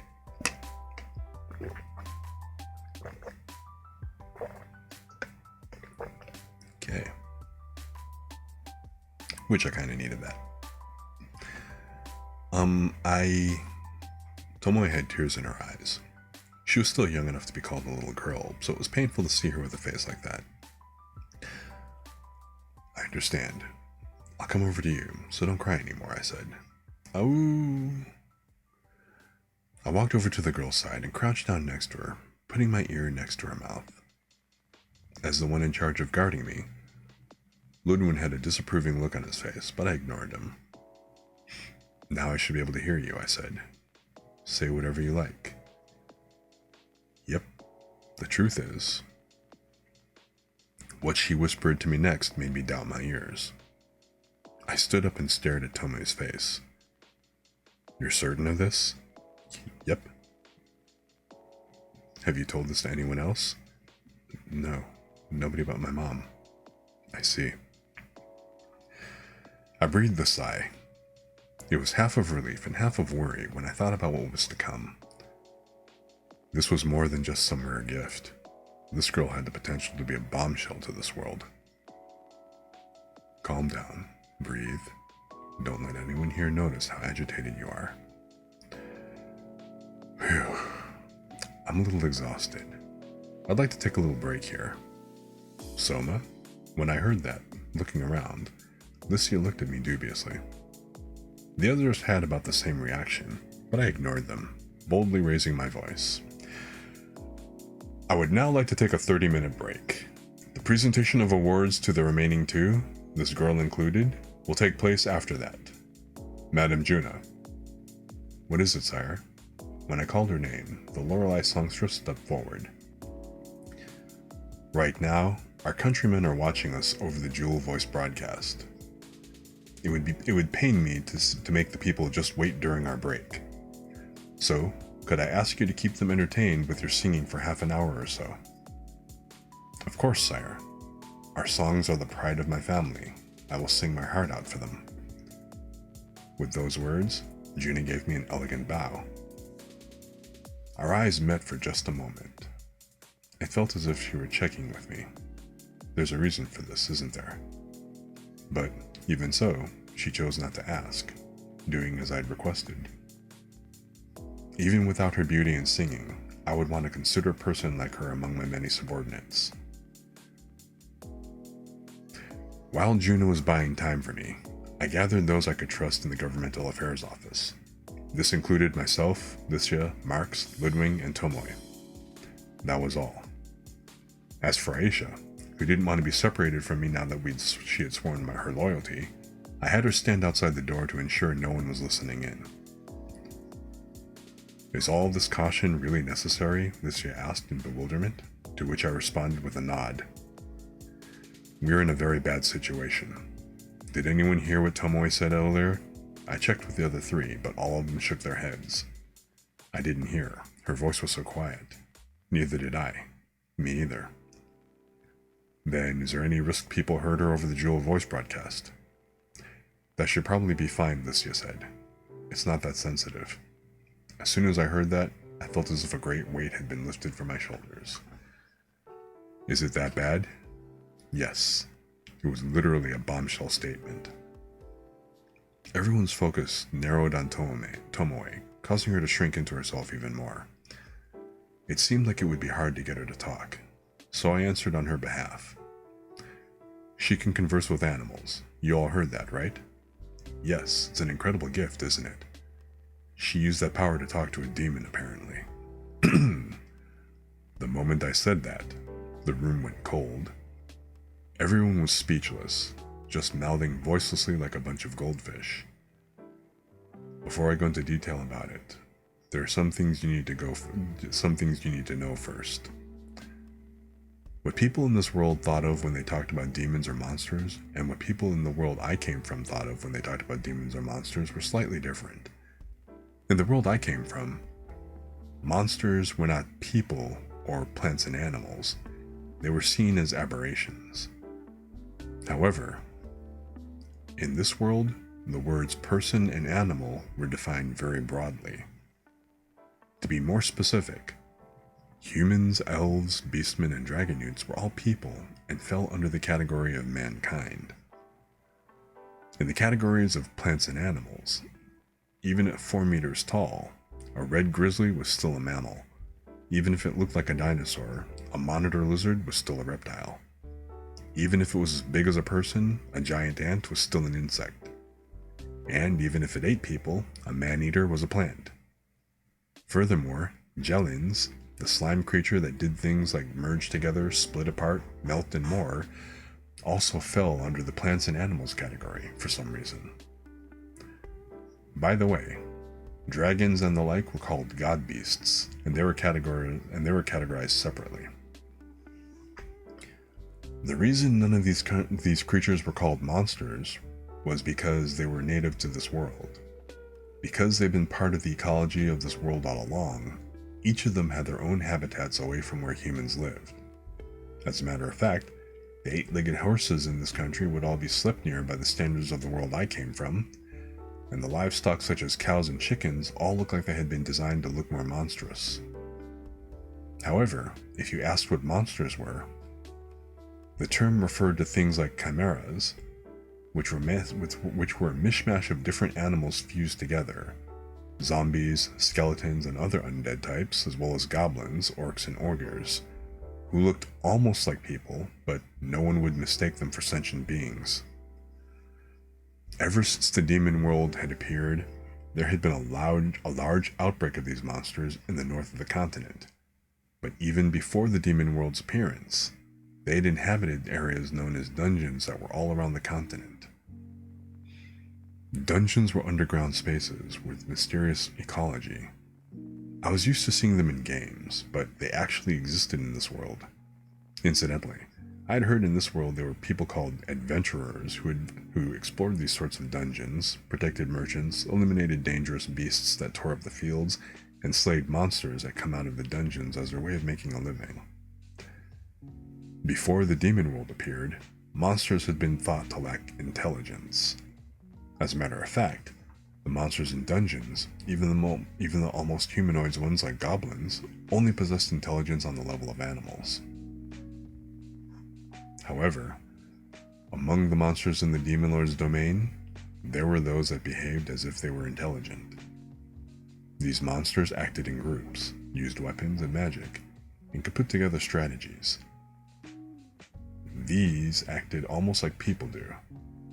When mankind had failed in its invasion of the Demon Lord's domain, their lack of fuller knowledge about the existence of these monsters was the biggest factor in their defeat. Mankind had chosen to call these intelligent monsters demons to distinguish them from more animalistic monsters. Now, let's get back to the story. Basically, Tomoe had said she had spoken with one of these demons. Apparently, up until now, no one had ever succeeded in talking to a demon. With the sudden appearance of an army that spoke a foreign language, and with hostilities ongoing no less, understanding one another just wasn't going to happen. Lucia drew in closer to Tomoe. Just what did you talk to, and what did you talk about? With Mr. Kobold. They're different from us. They're short, and their whole faces, not just their ears, are dog-like.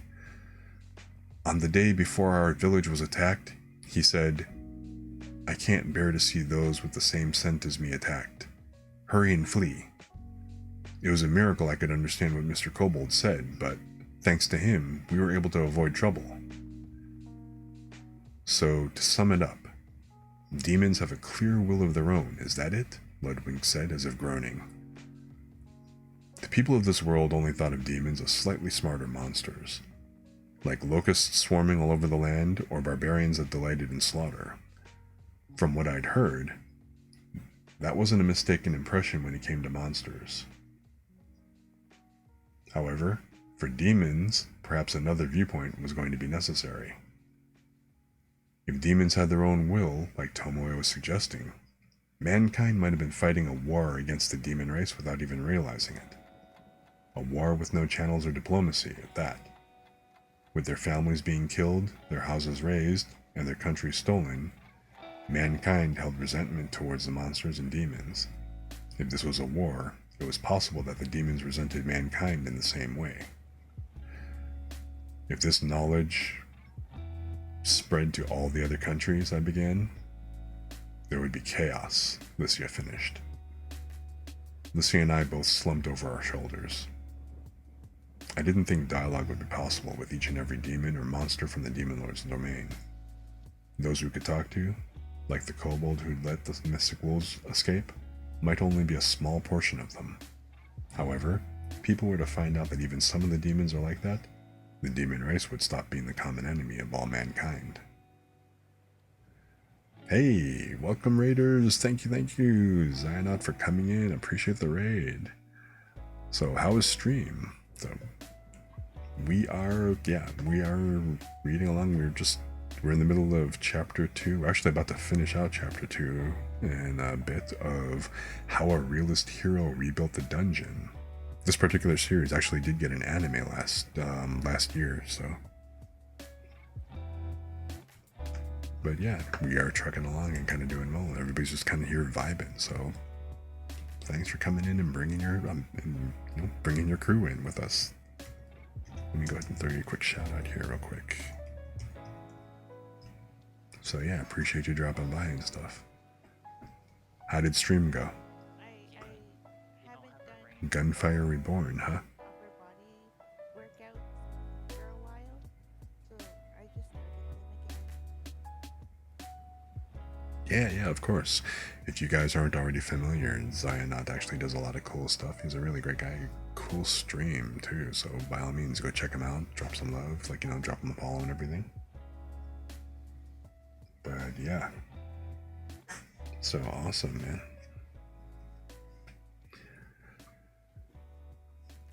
So yeah, thanks for coming in and stuff. And feel free, like I said, hang out, or if you need to, kind of step off, take a break or whatever else, by all means, you know how it goes here. Feel free to come, hang, lurk. So absolutely.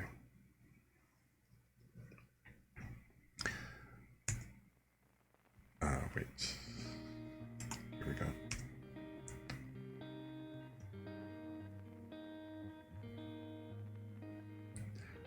Right now, even if it was only on the surface, all the other countries were united against the Demon Lord's domain. If this information were to spread, what would happen to that? If it meant they tried to sue for peace with the demons, that would be great, but it would be completely unsurprising if some of them put their own country's interests first, siding with the demons in order to invade other countries. If that were to happen, mankind would fall to pieces. Do you think the Empire knows? I asked. I'm not sure, Lucia said. It was only with Tomoe's unique gift that someone was finally able to communicate with them. Even if they do realize it, they'd have no way to verify it. So, basically, our country has a monopoly on this information for the time being.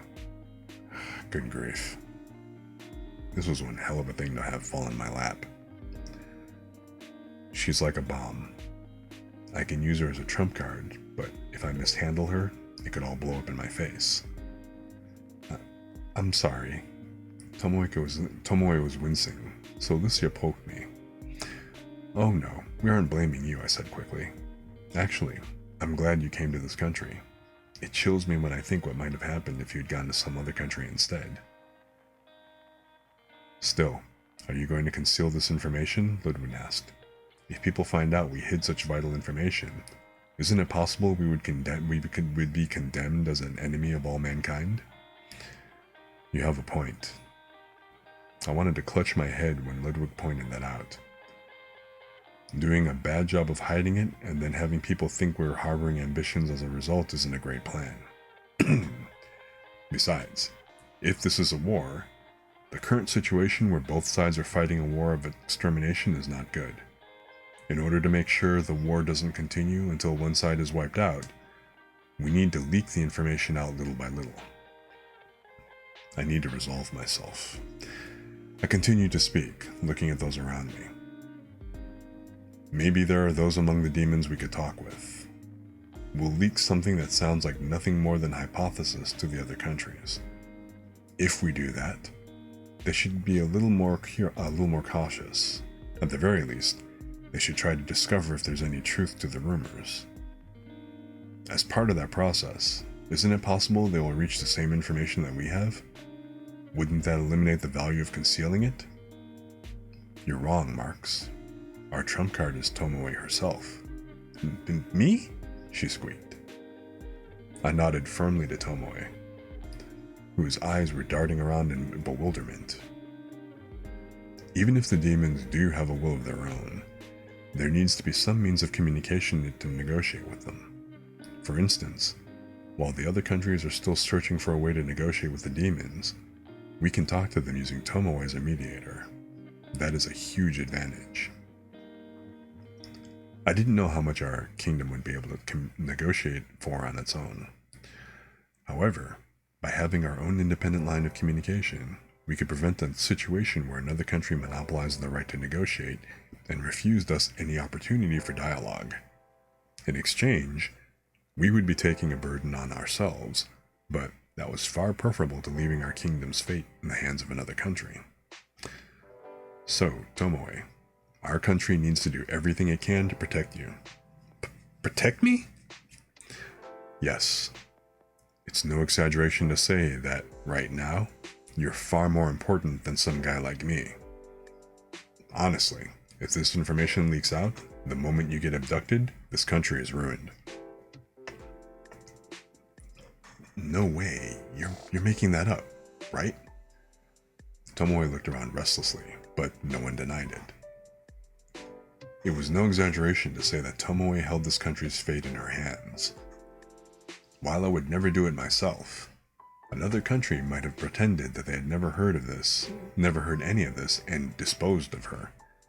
That was just how important Tomoe's existence was. So, in order to keep you under the highest level of guard we can, I want you to live here in the palace. If it comes down to it, we might not be able to protect you in the refugee camp. Oh, Tomoe moaned. Hold on a moment, Marx raised his hand. If we have someone not of royal blood living at the palace, might that not draw unwanted scrutiny? Well, tell me how we can welcome her as royalty then. You say that like it's so easy. There are a number of ways a common person can become royalty. One would be for you to adopt her, sire. However, as the wedding has not yet been held, that is not possible. Your wedding ceremony will take more than a year to prepare after all. You heard him, Licia, I said. Hey, don't throw this over to me. Licia quickly looked away. Living with Licia as my wife and Tomoe, who's already around 10, as my daughter, huh? Yeah, I just couldn't imagine it. Anything else? I asked. You could take her as a secondary wife, sire. That's all kinds of messed up. She's young enough to be in elementary school, pal. It brings to mind that image of Backbeard saying, "You damn lolicon." Marx cleared his throat. She is just barely within the acceptable age range for a political marriage, I believe. Soma, 10 years is a little young. Why are you blaming me here? Now Lycia's looking at me coldly. I'm not into that stuff, okay? Hey, wait. The formal royal couple can just adopt her. I believe that would be acceptable, Marx was snickering. That bastard. He said all that stuff when he already knew what was possible. That sounds good. I've always wanted a little sister, Licia said. What? Tomoe cried in confusion. Licia hugged Tomoe tight, causing her to sputter in panic. As for Licia herself, she had a more relaxed look than I'd ever seen on her face before. Come to think of it, since Lycia's my fiancée, Tomo is going to be my sister-in-law. A wolf-eared lolly sister-in-law. That's too many character attributes. But I have a family. My mom and little brother are waiting for me in the camp, Tomoe said, breaking free from her prospective big sister's excessively touchy-feely embrace. Oh, the adoption is only for appearance's sake, so you don't have to worry about that. If you become my sister-in-law, your mother and brother will be family too, so I don't mind if they live in the palace as well. We'll provide some funds for them to live on, and if they want to work, we'll give them something to do in the palace. Well, in that case, okay, Tomoe accepted rather timidly. Good. That doesn't quite wrap everything up nicely, but I think I've done what I can for the moment. I've somehow gained a sister-in-law in the process, but hey, she's cute, so it's all good. Now then, let's get back to the hall, I said. We're keeping Madame Juno waiting. It's been almost 30 minutes after all. She probably can't draw things out much longer.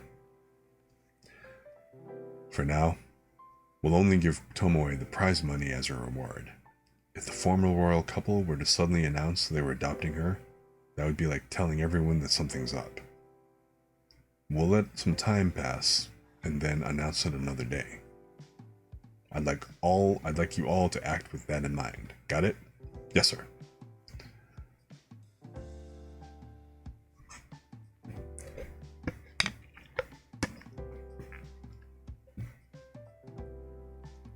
"30 minutes after... excuse me, sorry. 30 minutes after King Soma called for a break, the awards ceremony resumed. Right now, the mystic wolf girl was being praised. As that scene unfolded, I stood with the other prize winners watching. Your gift is remarkable, he told the wolf girl. I hope you will put it to use for our country. Yes, I understand. She's stuttering all over the place, I thought. How adorable. What could that adorable little girl have said to alarm the king so badly that he had called for a break? What's more, that little girl was the only one who had been called aside during the break. It was clear that it had been something important, but there was no way for me to know what it was in the moment. From the time I came here, I had been observing the king in question. He looked ordinary. I'd heard he'd been summoned as a hero, but he looked exactly like any of the common townsfolk. He didn't wear a crown, carried no scepter, wore no cape, and though the design was unusual, when he stood there in front of those casual clothes, he didn't look like a king or even while standing in front of the throne. If I looked for it, once in a while his eyes took on a statesman-like appearance. He was a very hard man to pin down. From the way he had acted so far, you might say he was a passable king, I suppose.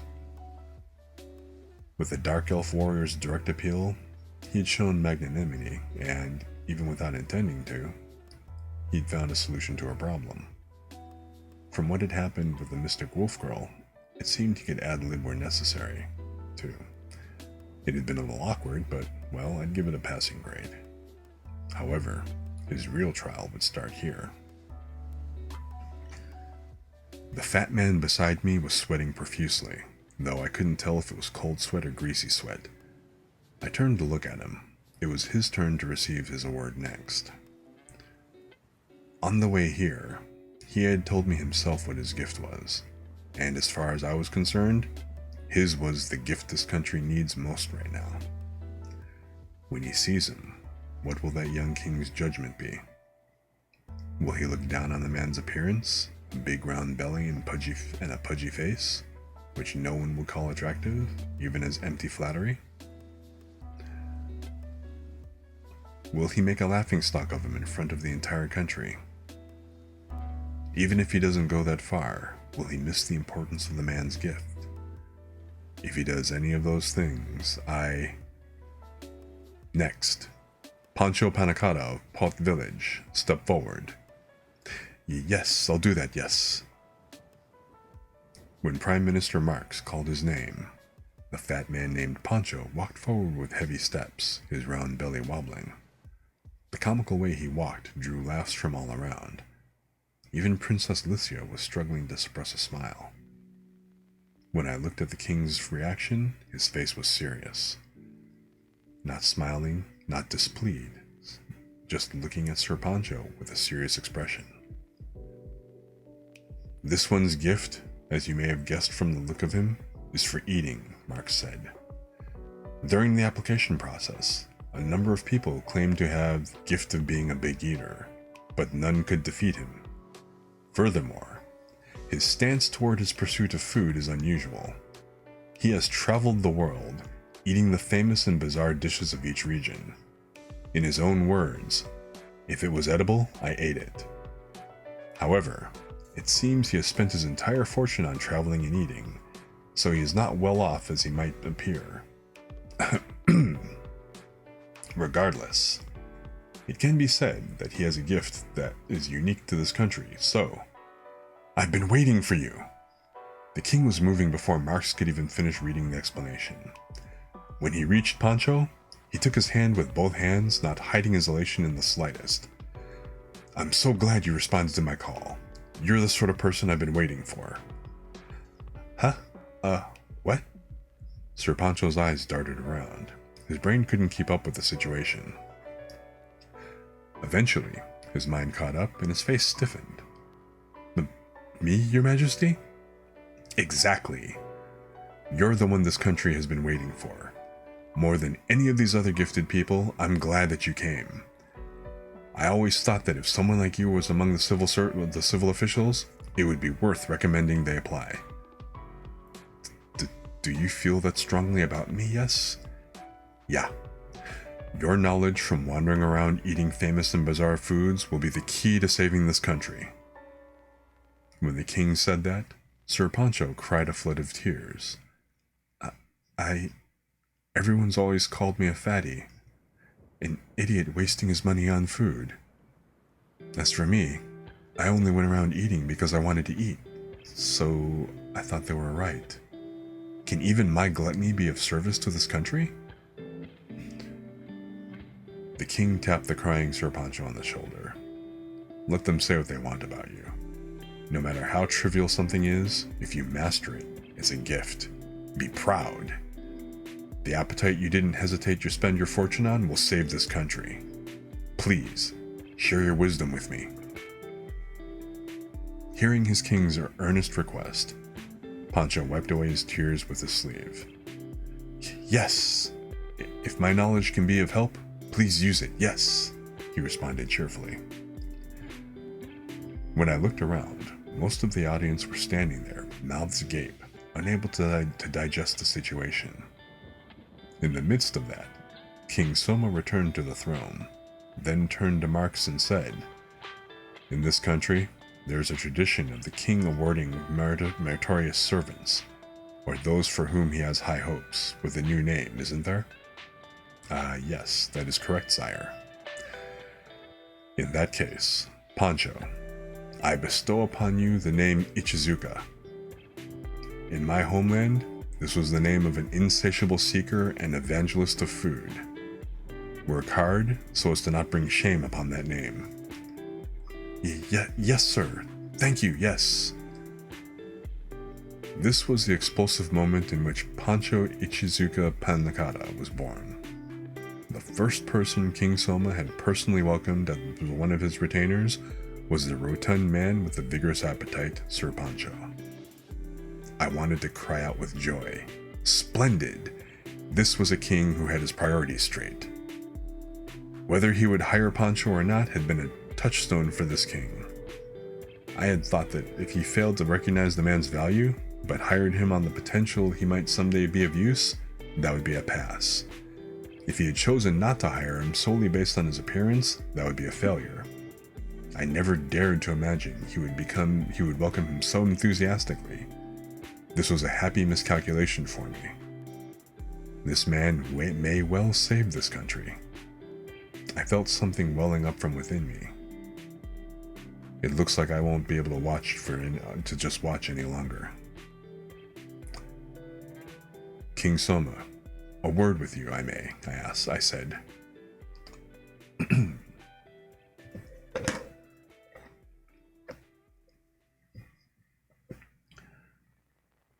"King Soma, a word with you, if I may." With the awards all handed out, just as I was about to declare an end to the ceremony, the young man in black robes, Hakia Kwonmin, stepped forward and took a knee. Now his sleepy eyes were wide open. Just by doing that, he mysteriously had an entirely different air about him now. Feeling something like a slight premonition, I turned to Hakia and said, "Do you have something to say?" "Indeed. Though I stand here on the recommendation of another, it is now my wish to recommend myself." "A self-recommendation? Does he want to sell me on his merits himself, then?" I've already promised you the position of librarian to the palace archives. If you want to make a self-recommendation, does that mean you're dissatisfied with the post? What is it you seek? Should it be at all possible, I wish to place myself at your service, Your Majesty. But not as a librarian? Correct. With my wisdom, I seek to support your supremacy. My supremacy? Supremacy is a bold thing to claim, I thought. If he means to support that with his wisdom, what does he plan to become? A general, handling military and foreign affairs, or a prime minister handling internal affairs? I looked straight at Hakia. Amusing, but do you have a gift great enough to accomplish that? I humbly submit that I do. You can do more than recite the law from memory, then. With all due respect, I believe I have told you as much. Law, literature, technical manuals, I'll read anything, I said. I have information on every field of study stored inside my head. I see. Now I knew what had been bothering me before. Though he could recite the law from memory, he had said he'd read all sorts of books. that meant his knowledge wasn't limited to just law. For him, the laws he'd memorized were just one small fragment of the diverse knowledge he possessed. Why didn't you say so earlier? I sought to judge whether you're a ruler worthy of my service. Then, does this mean I'm worthy? You receive a passing mark, I suppose. What insolence, I thought. Still, he's amusing. Is he boasting, or does he have the skill to back it up? Either way, there's no way to know just yet, I guess. I'll leave you to Marx, I said. Judge this one's gift and give him a position suited to it. Very well, sire. Thank you very much. Marx and Hakia both bowed. A few days later, Marx would rush into the governmental affairs office, crying, "Sire, would you like me to teach a wyvern to fly?" It was an idiomatic expression from this world for trying to teach someone who knows more than you. At this time, I had no way of knowing that this had been my first meeting with a man who would come to be known as the Black-Robed Prime Minister. In history, there are some scenes which are easily dramatized by later generations. There are some conditions for this. First, it must be the turning point of an era. Second, it must have a certain flair when dramatized. These are the two conditions. In Elfrieden history, the scene most dramatized in later years was King Soma's gathering of personnel. It is said that there are 3 main characters in this scene. Seen from Soma's perspective, this was one of his great accomplishments. From the perspective of the man who would come to be called the Black-Robed Prime Minister, Hakiwa Kwanmin, it was to become the turning point of an era. And from the perspective of a certain other person, it was the turning point in the Cinderella story of their life. However, there are different theories on who that third person is. Some say it was the warrior of the Eastern Wind, Aisha Utgard, who, despite being a dark elf who lived in the forest, swore her loyalty to the king, and from that point on was always at his side serving him. Some say it was the Prime Lorelei, Junadoma, who was recognized by the king, learned the songs of his country, gave birth to the concept of a Lorelei, which was the word that came to mean an idle singer in Elfrieden, and was loved by the king and people alike. Some say it was the wise wolf princess, Tomoe Inui, who, despite being a refugee, was instantly adored by King Soma and Queen Lycia, and taken in as the queen's adopted sister. However, the one most featured in dramatizations was Pancho Ichizuka Panakata. Mocked by all around him for his weight, this unspectacular glutton of a man was, through the king's gathering of personnel, able to turn his life around. For the people exhausted with their daily lives, this true story moved them and gave them energy. And so it came to be dramatized many times. It seems odd to call the tale of a rotund man a Cinderella story. Yet, despite being a little scatterbrained, he was hard not to like. He was loved by all, and so they said it suited him perfectly. In addition, because the king's emotional welcoming of Pancho was broadcast throughout the kingdom, it had the unexpected side effect of many gifted key people gathering in Elfrieden thinking, if even a guy like that can become important, so can I. From this event in later years, a new proverb meaning start with small things was created. Start from Ishizuka.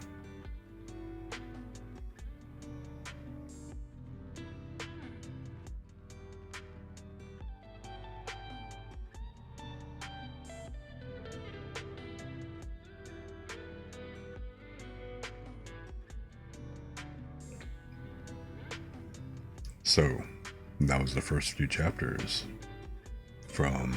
that was the prologue, chapter 1 and chapter 2 from How Our Realist Hero Rebuilt the Kingdom, volume 1.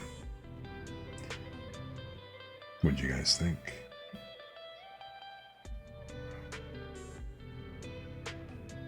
I hope you guys enjoyed it. I very much got caught up in this series and wound up reading, most of the current books that were out. I'm a few volumes behind. I think right now, like the last one released was like right around like volume 17, if I think I mentioned earlier. So yeah, I've read like to about like volume 12, so I am slightly behind a few volumes, but I think it was worth the read. It's not your average isekai story. So in this case, the protagonist isn't like, OP or anything crazy like that. He's a bureaucrat. He's a bureaucrat, and he's basically kind of doing the real life version of a city simulator, a kingdom simulator. So I thought it was an interesting premise for a story.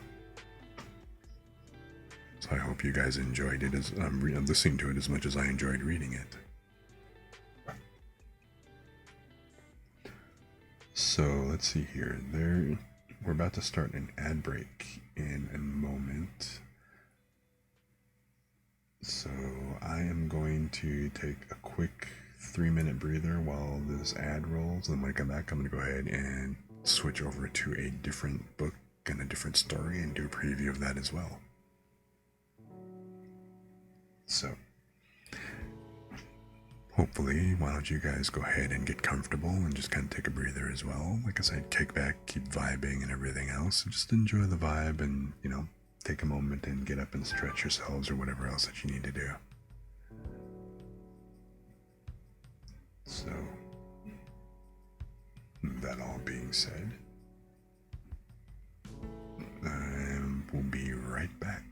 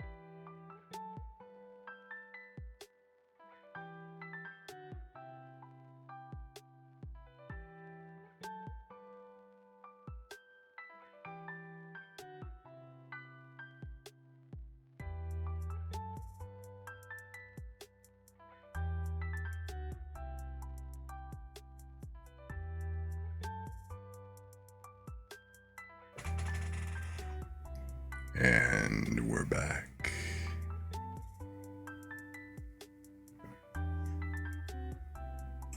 So, let's see here. Let's switch it up a bit.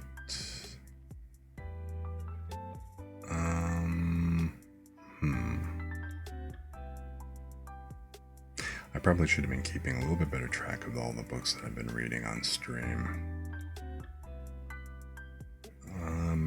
I know that I read Campfire Cooking, then Ideal Sponger Life,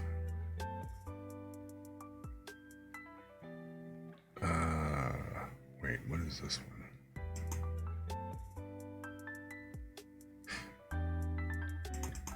Oh, is this, oh, right, yeah, this is The Aristocrat. Aristocrat Born in Another World. I don't want to read this one because this is actually the web novel version, so it's, plus also it is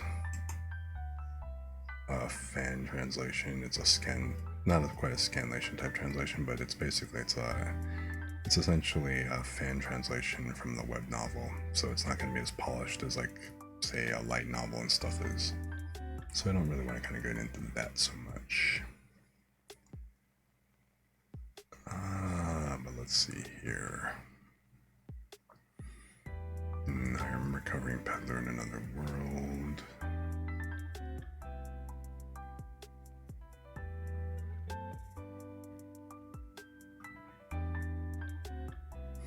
The Eminence in Shadow. That was another good one that we covered.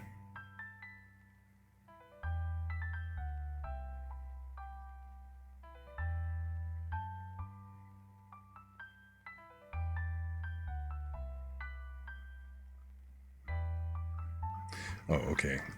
I must have read Blacksmith, because that would be why it's actually showing up so recently in my history. Okay.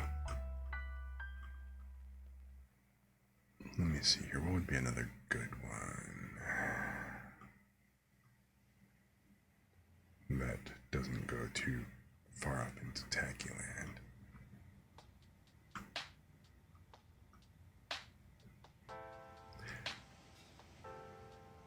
Although, I don't have to stick to just light novels after all.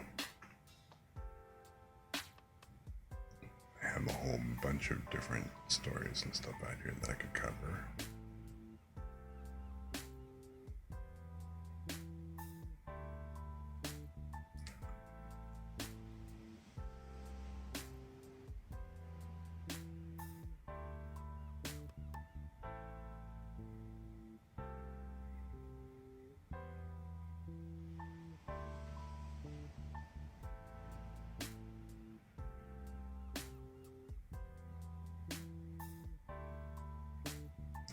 How about we do this one?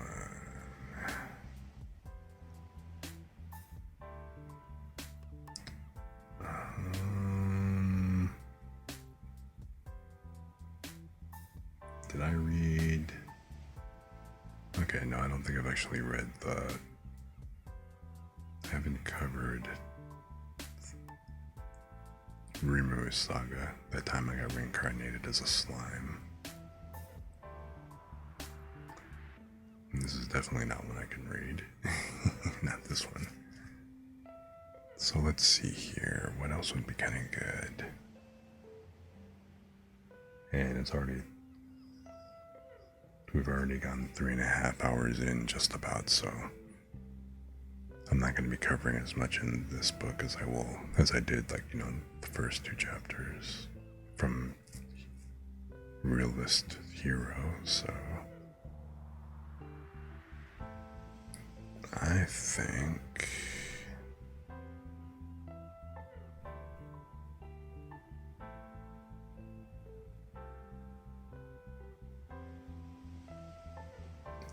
I'm actually kind of missing the whole fact that my main book collection is inaccessible on this computer at the moment, damn it.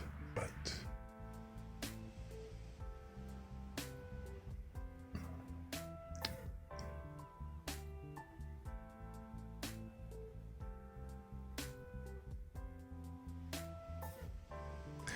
All right.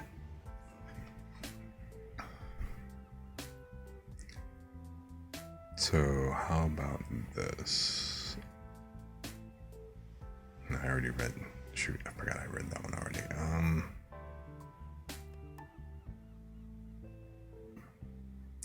Okay. Here's one that I had on kind of reserve.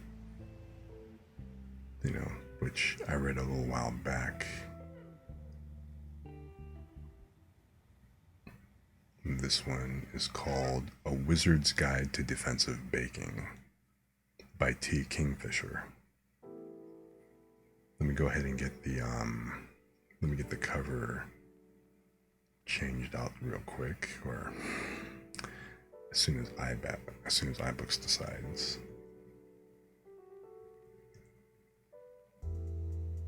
Here we go. Hang on a sec.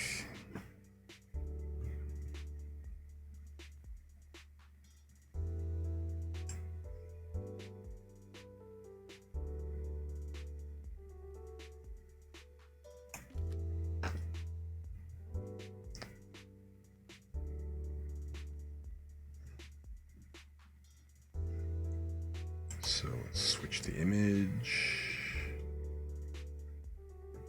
And any moment now, you can do this.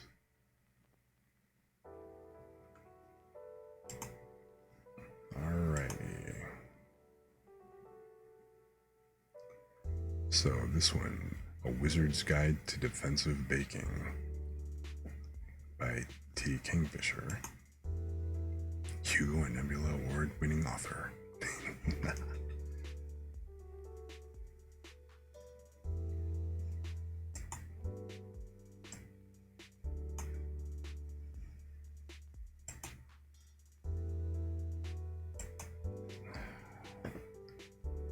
And again, this doesn't want to respond.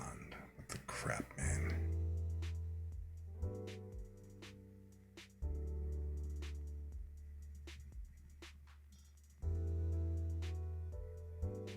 Okay. All right, here we go.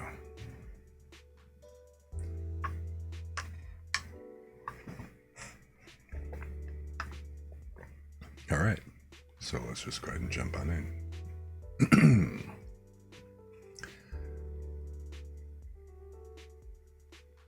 Chapter 1. There was a dead girl in my aunt's bakery. I let out an undignified yelp and backed up a step, and then another, until I ran into the bakery door. We kept the door open most of the time because the big ovens got swelteringly hot otherwise, but it was 4 in the morning and nothing was warmed up yet. I could tell right away that she was dead. I haven't seen a lot of dead bodies in my life. I'm only 14, and baking's not exactly a high mortality profession. But the red stuff oozing out from under her head definitely wasn't raspberry filling. And she was lying at an awkward angle that nobody would choose to sleep in, even assuming they'd break into a bakery to take a nap in the first place. My stomach made an awful clenching, like somebody had grabbed it and squeezed hard, and I clapped both hands over my mouth to keep from getting sick. There was clearly enough of a mess to clean up without adding my secondhand breakfast to it. The worst thing I'd ever seen in the kitchen was the occasional rat. Don't judge us, you can't keep rats out in the city, and we're clean as an establishment as you'll ever find. And the zombie frog that crawled out of the canals. Poor thing had been downstream of the cathedral, and sometimes they dumped the holy water in a little recklessly. And you get a plague of undead frogs and newts and whatnot. The crawfish are the worst. You can get frogs with a broom, but you have to call a priest in for a zombie crawfish. But I would have preferred any number of zombie frogs to a corpse. I have to get Aunt Tabitha. She'll know what to do. Not that Aunt Tabitha had bodies in her bakery on a regular basis, but she's one of those competent people who always knew what to do. If a herd of ravenous centaurs descended on the city and went galloping through the streets, devouring small children and cats, Aunt Tabitha would calmly go about setting up barricades and manning crossbows as if she did it twice a week. Unfortunately, to get to the hallway that led to the stairs up to Aunt Tabitha's bedroom, I would have to walk the length of the kitchen, and that meant walking past the corpse. Stepping over it, in fact. Okay. Feet, are you with me? Knees, can we do this? The feet and knees reported their willingness. The stomach was not so happy with this plan. I wrapped one hand around my waist and clamped the other firmly over my mouth in case it decided to rebel. Okay, here we go. I inched into the kitchen. I spent 6 days a week here, sometimes 7, running back and forth across the tile, flinging dough onto counters and pans and into ovens. I crossed the kitchen floor hundreds of times a day without even thinking about it. Now it seemed to be about a mile long, as unfamiliar, hostile landscape. I had a dilemma. I didn't want to look at the body, but if I didn't, I might step on it, on her, and that just didn't bear thinking about. No help for it. I looked down. The dead girl's legs were splayed across the floor. She was wearing grimy boots with mismatched socks.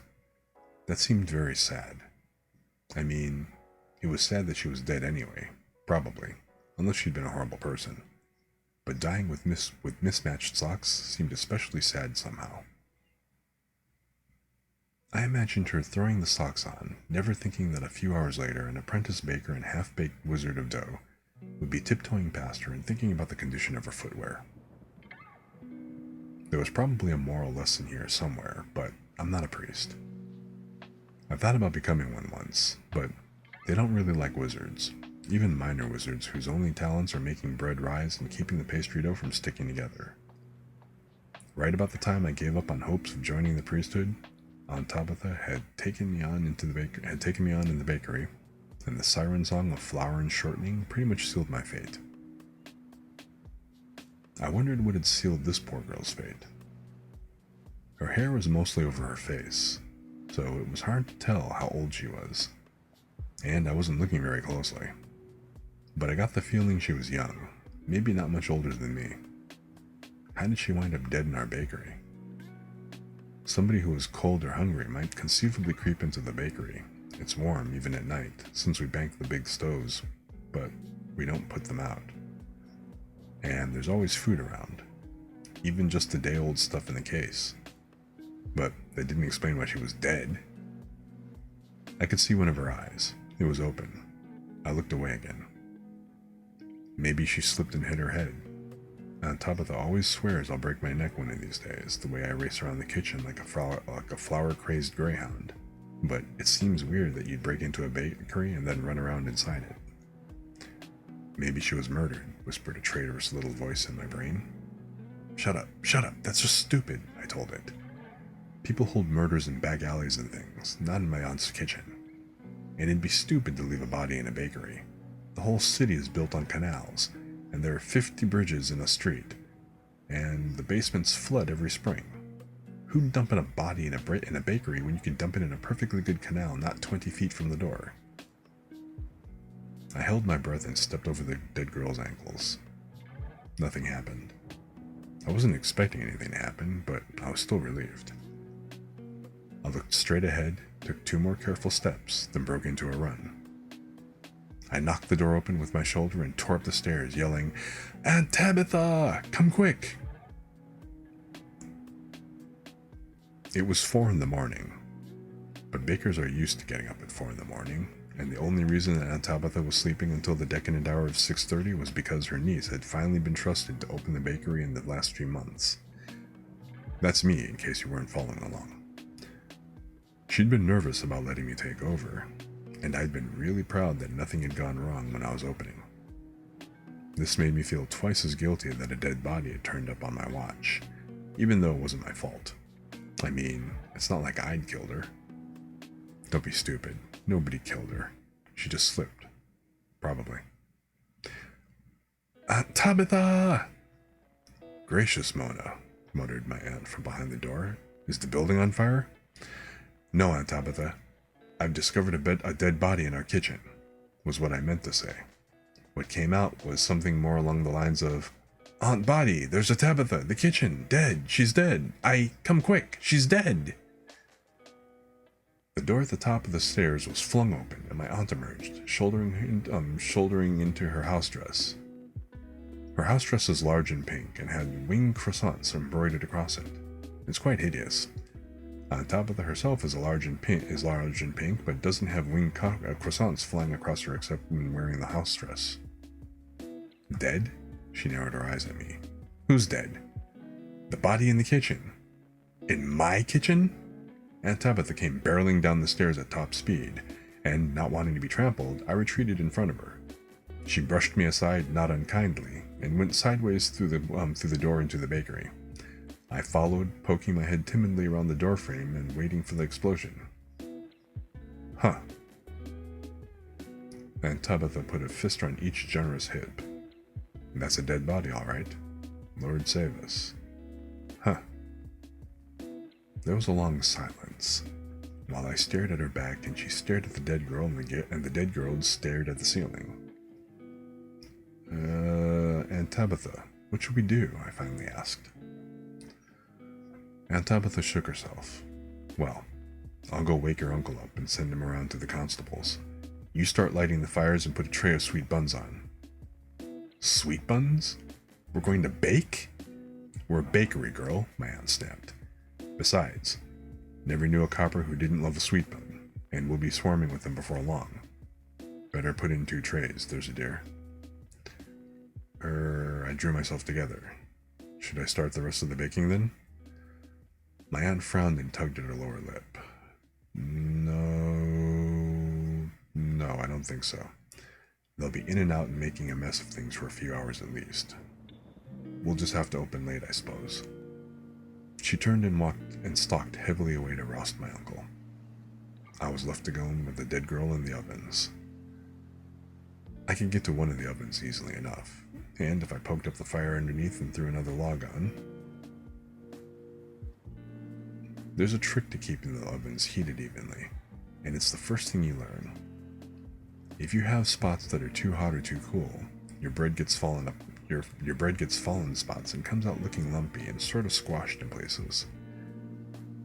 I couldn't reach the other oven without stepping over her. After a moment's thought, I threw one of our dish towels over her face.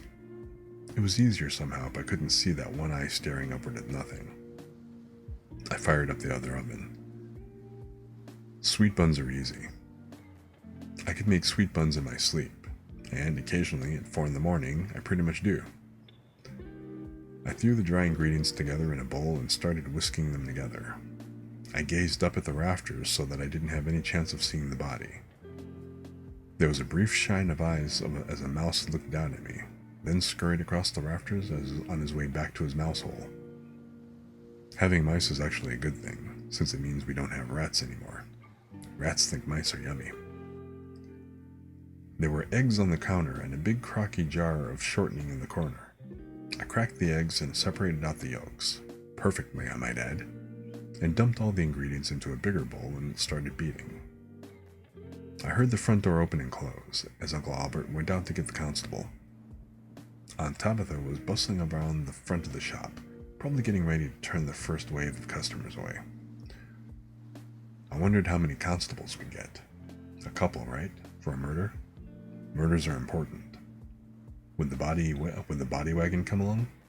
Well, it'd have to, wouldn't it? We couldn't very well just set the body out with the garbage.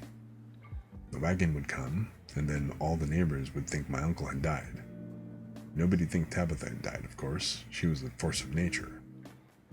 And they'd come around gossiping, and then they'd find out there'd been a murder.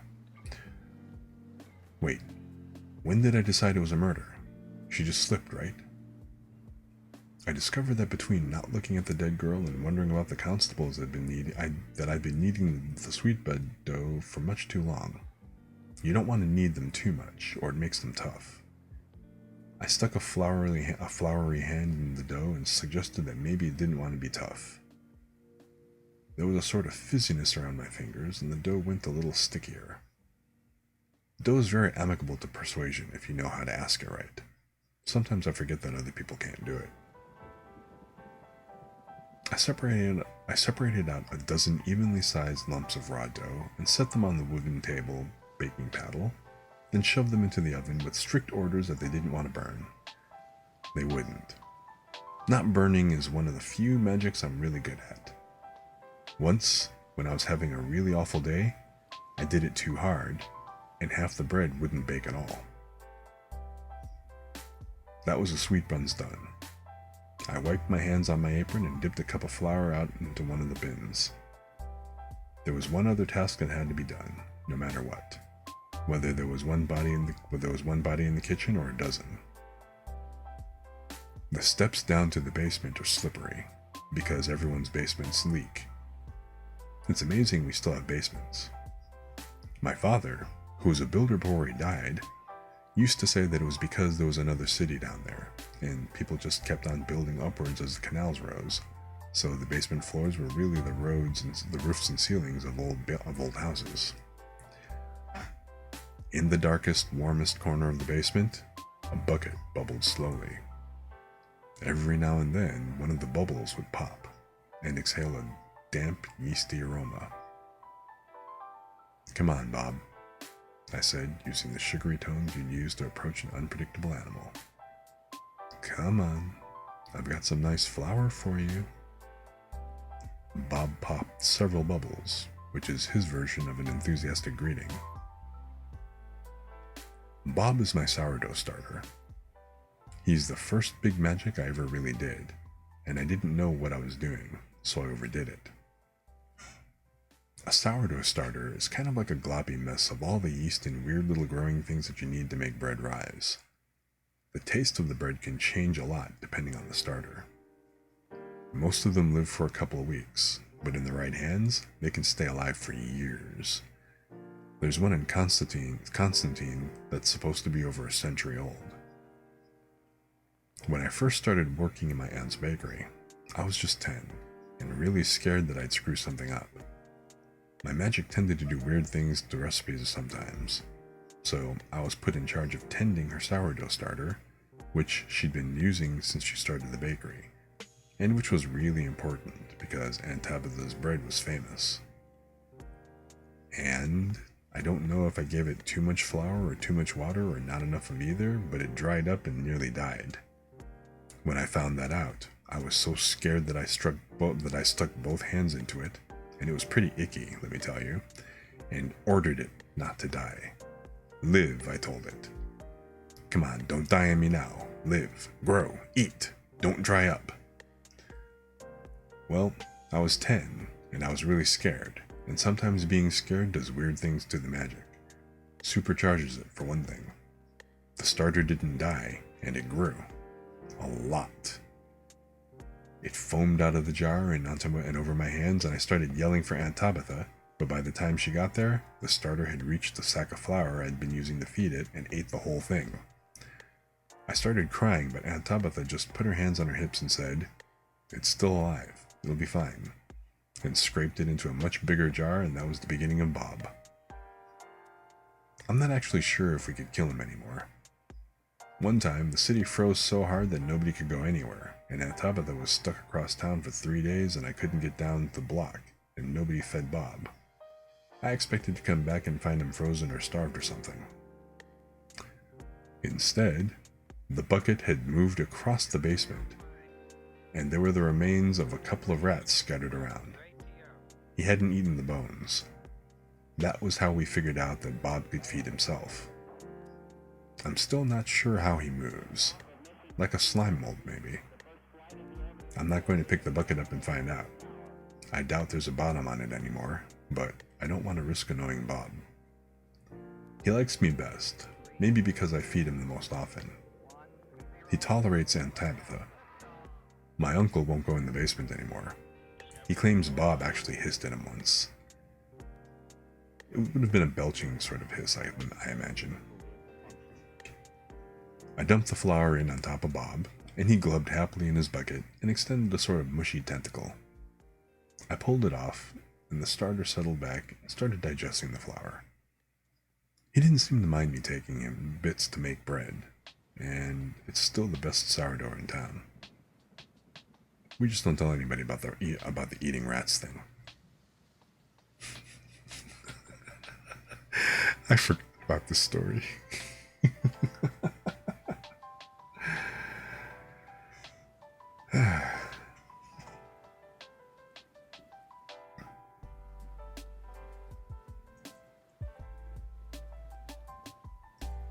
Okay.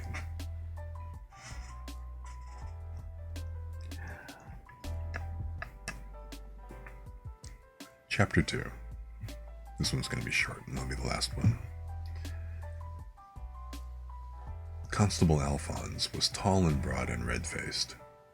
He came into the kitchen, stopped, and said, sounding surprised, "There's a dead body in here." "That's what I told you," said Uncle Albert behind him, sounding aggrieved. "Well, yes, but..." The constable trailed off, but still made it abundantly clear that he'd expected a hysterical member of the public to be getting upset over nothing, not that there would be a genuine dead body in a respectable bakery. Aunt Tabitha took charge. "It's a dead body, all right. Mona found it this morning when she came in. Have a sweet bun." Constable Alphonse took a sweet bun, chewed it thoughtfully, and decided to go for a second opinion. Constable Montgomery was also tall, also broad, but instead of being red-faced and was rather sallow. He ate 3 sweet buns, confirmed that yes, indeed, it was a dead body, and then he and Alphonse stood in the kitchen in silence until Aunt Tabitha testily suggested that maybe they should call the bobby wagon. "We'll need the coroner," said Montgomery, and helped himself to another sweet bun. "The coroner, yep," agreed Alphonse. They went out. "Better put in another tray of sweet buns," said Aunt Tabitha heavily. "And a pot of tea, I think. Looks like we'll be all morning about this." The coroner, when he arrived, was a short man, bald and slabby, like a half-melted candle. He ate most of a tray of sweet buns by himself, but I didn't get to hear what he said because once they started moving the body, Aunt Tabitha shooed me out to the front of the store to take care of customers. Most of the customers are regulars, with their regular orders, and while they were disappointed that their muffins and bread and scones weren't available, they were more worried that something was wrong. I repeated over and over that everything was fine. Somebody just broken into the kitchen and the police were looking at it, but nothing seemed to have been stolen, and we hope to be open for business later today. "Nobody's safe anymore," said old Miss McGrammer. "1 lemon scone, no icing," with a sniff. She rapped her cane against the counter for emphasis. "Imagine someone breaking into a bakery. We'll all be murdered in our beds soon and no mistake." "Some of us sooner than others," muttered Master Eldridge, the carpenter. 2 cinnamon rolls, 1 loaf of cheese bread, winking at me. "Humph!"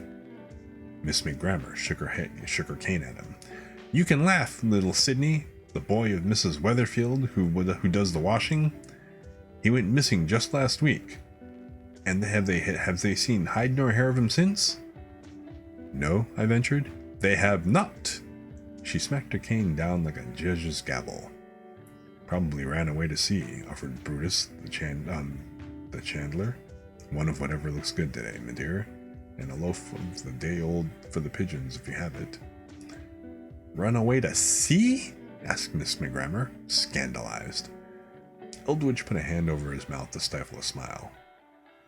"Sidney? Nothing doing. He was a good boy, he was." "Even good boys will be boys," said Brutus mildly, rubbing his forearms. He had several faded tattoos, and I suspect he was speaking from personal experience. "Sidney Weatherford wouldn't run away to sea," piped up the tiny widow Holloway. 1 blackberry muffin, 2 ginger cookies, and thank you so much, dear Mona. You're getting to look more like your poor dear mother every day, you know. He was a magicker, and you know how superstitious sailors are about bringing on wizard folk. They think the winds will fall if you're carrying a wizard folk abroad. They think the winds will fail if you're carrying a wizard folk abroad." "A magicker?" Eldridge looked surprised. "I didn't know that." "He was a mender," said the widow Holloway. "Little things. He fixed my glasses for me once when the lens cracked, and I thought I'd have to send away to Constantine to have a new one ground. She smiled at me. Small things, though. Nothing like as good as our Mona here. I flushed. As wizards go, I'm pretty much the bottom of the barrel. Even Master Eldridge, who's got just enough magic to take knots out of wooden boards, is better than me. Dough and pastries are about all I can do. The great wizards, the magi that serve the Duchess, they can throw fireballs around to rip mountains out of the earth, heal the dying, turn lead into gold. Me? I can turn flour and yeast into tasty bread, on a good day. And occasionally make carnivorous sourdough starters. Still, they were all looking at me expectantly, and I didn't have any food for them, so I felt like I ought to do something. I reached into the case and pulled out one of the day-old gingerbread men. It's early spring, and much too late to still be carrying gingerbread men, but we're the one bakery that stocks a few all year round, just for this purpose. I set the gingerbread man up on the counter and focused my attention on it. Live, move, up, up, up. The cookie woke up. It stretched its arms and pushed itself onto its gingerbread feet. Then it bowed to the Widow Holloway, and to Miss McGrammer threw a salute. To Eldridge and Brutus, and walked along the counter until it came to a clear space. Dance, I ordered it. The gingerbread man began to dance at a very respectable hornpipe. Don't ask me where the cookies got the dances they do. This batch had been doing hornpipes. The last batch did waltzes, and the one before that had performed a decidedly lewd little number that had even made Aunt Tabitha blush. A little too much spice in those, I think. We had to add a lot of vanilla to settle them down.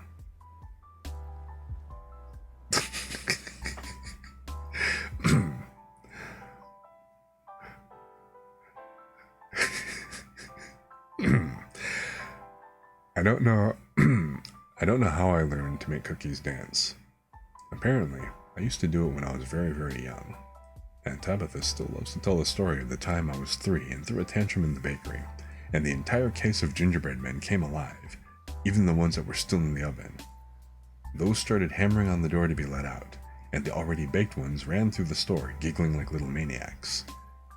They got into the mouse holes, she always says, and it took us months to see the end of the little devils. That's when I knew our Mona was meant to be a baker.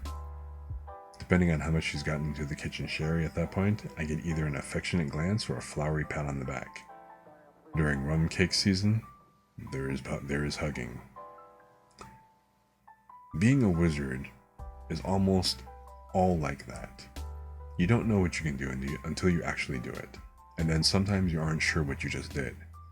There aren't teachers who can help you either. Everybody's different, and there's usually only a couple dozen magic folk in any given city anyway. A few hundred if it's a really big city. Maybe in the army or the war wizards get special training, but down here, it's all trial and error and a lot of wasted bread dough. Anyway, the cookies. For me, it works best with cookies that are mostly people or animal shaped. Something to do with sympathetic magic, the parish priest said. 6 loaves of plain bread and, oh, alright, 1 berry scone, but don't tell the abbot. And it has to be something made of dough. The puppeteers who put on the Punch and Judy shows in the park can make wooden puppets dance, but I could focus on wood until I got a splitting headache and it'd just lie there. Dough is all I can do. It's not a very useful skill. Still, it's occasionally handy. If I can't get something at the back of a shelf, I can usually get a gingerbread man to climb up there and push it forward until I can grab it. We bake up a new batch once a week. Aunt Tabitha says that if nothing else, it's good advertising. I've heard, well, overheard, I wasn't supposed to hear it, but there's some people who won't come into the bakery now that I'm here. I don't know if dancing gingerbread bothers them, or if it's the notion of a magicker baking their bread. I think Aunt Tabitha lost a couple regulars when I started working, but she's never said anything about it. I figured if they let a little thing like that bother them, they deserve to miss out on the best sourdough in the city. The gingerbread man finished his hornpipe and bowed to his audience, who applauded. Even Miss McGrammer unbent enough to smile, and she's one of those people who watches magic folk like they're about to run mad or explode into a shower of frogs. The cookie blew a kiss to the widow Holloway, who giggled as if she was a much younger woman, and then marched back to his band. "Thank you," I told it. "That's enough for now." It saluted me. This batch was rather military, now that I think of it. Maybe we went heavy on the cardamom. It went back to being an ordinary cookie. "Very nice," said Master Elwidge. "It's not much," I said, embarrassed. "Better than I can do," he said, and winked at me. I know he's another magicker, but I've never seen him do anything but straighten bent wood. Still, that's gotta be more useful than making cookies dance. When everyone else had been shooed out of the shop, which took a while, in the case of Miss McGrammer, I went back into the kitchen, just in time to be accused of murder.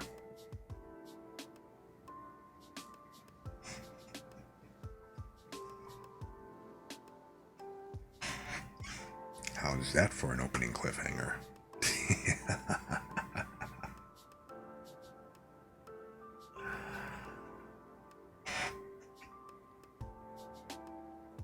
So anyway, that was the first 2 chapters of A Wizard's Guide to Defensive Baking. How did you guys like it? I really like the writing in this book. Kingfisher's novels, I've read, 2 of them. I've got 2 of them. Wizard's Guide to Defensive Baking, and then the other one is, I think it's 9 Goblins.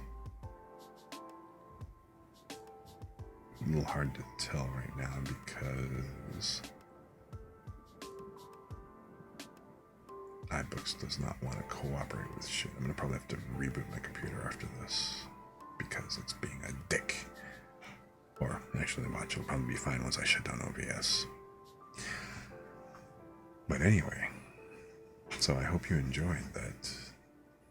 And hope you enjoyed reading time. And for those of you who are off in the rafters, just drifting off and vibing and, having that lovely nap and stuff, pleasant dreams, and I'm glad you enjoyed. Thanks a lot for kind of coming in and hanging out and just, choosing to spend your time relaxing with us over here in this little corner. Because, I like keeping a nice chill space for everybody to be able to kind of let go and relax and just, leave the troubles and stuff at the door just so they can kind of come hang out and stuff at night. So by all means, I'm glad you could come by. With that, it has been about 4 hours, so I don't think that there's anybody kind of matching this vibe out that I would probably want to go ahead and send you to. Let me take a quick glance here. Who do I know is on?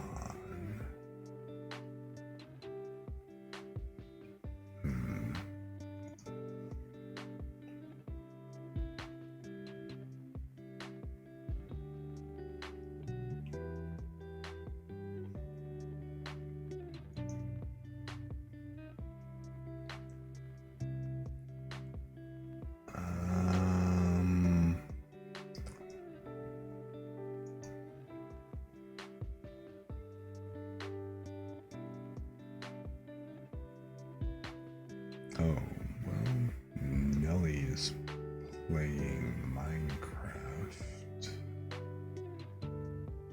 That could still be a little bit. So we got someone playing Minecraft, someone playing House Flipper.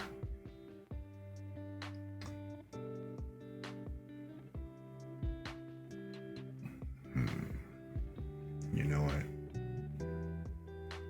I'm gonna go ahead and let this roll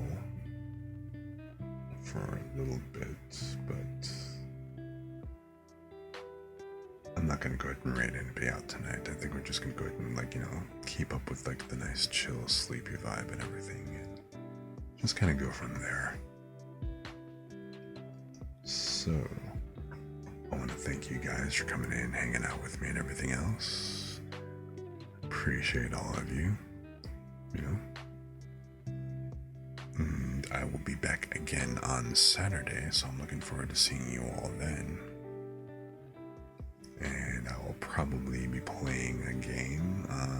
Most likely I'll be picking up possibly where I left off over with RimWorld, maybe. We'll see what happens. I've got a few games kind of in the rotation that I'm kind of working on right now. It's like, I think the 3 games I'm playing at the moment would be probably Terraria, RimWorld, and American Truck Simulator. So I haven't played Truck Sim in a minute. But anyway, I appreciate you guys, and I will catch up with you again soon. So until then, stay chill, and I will see you next time.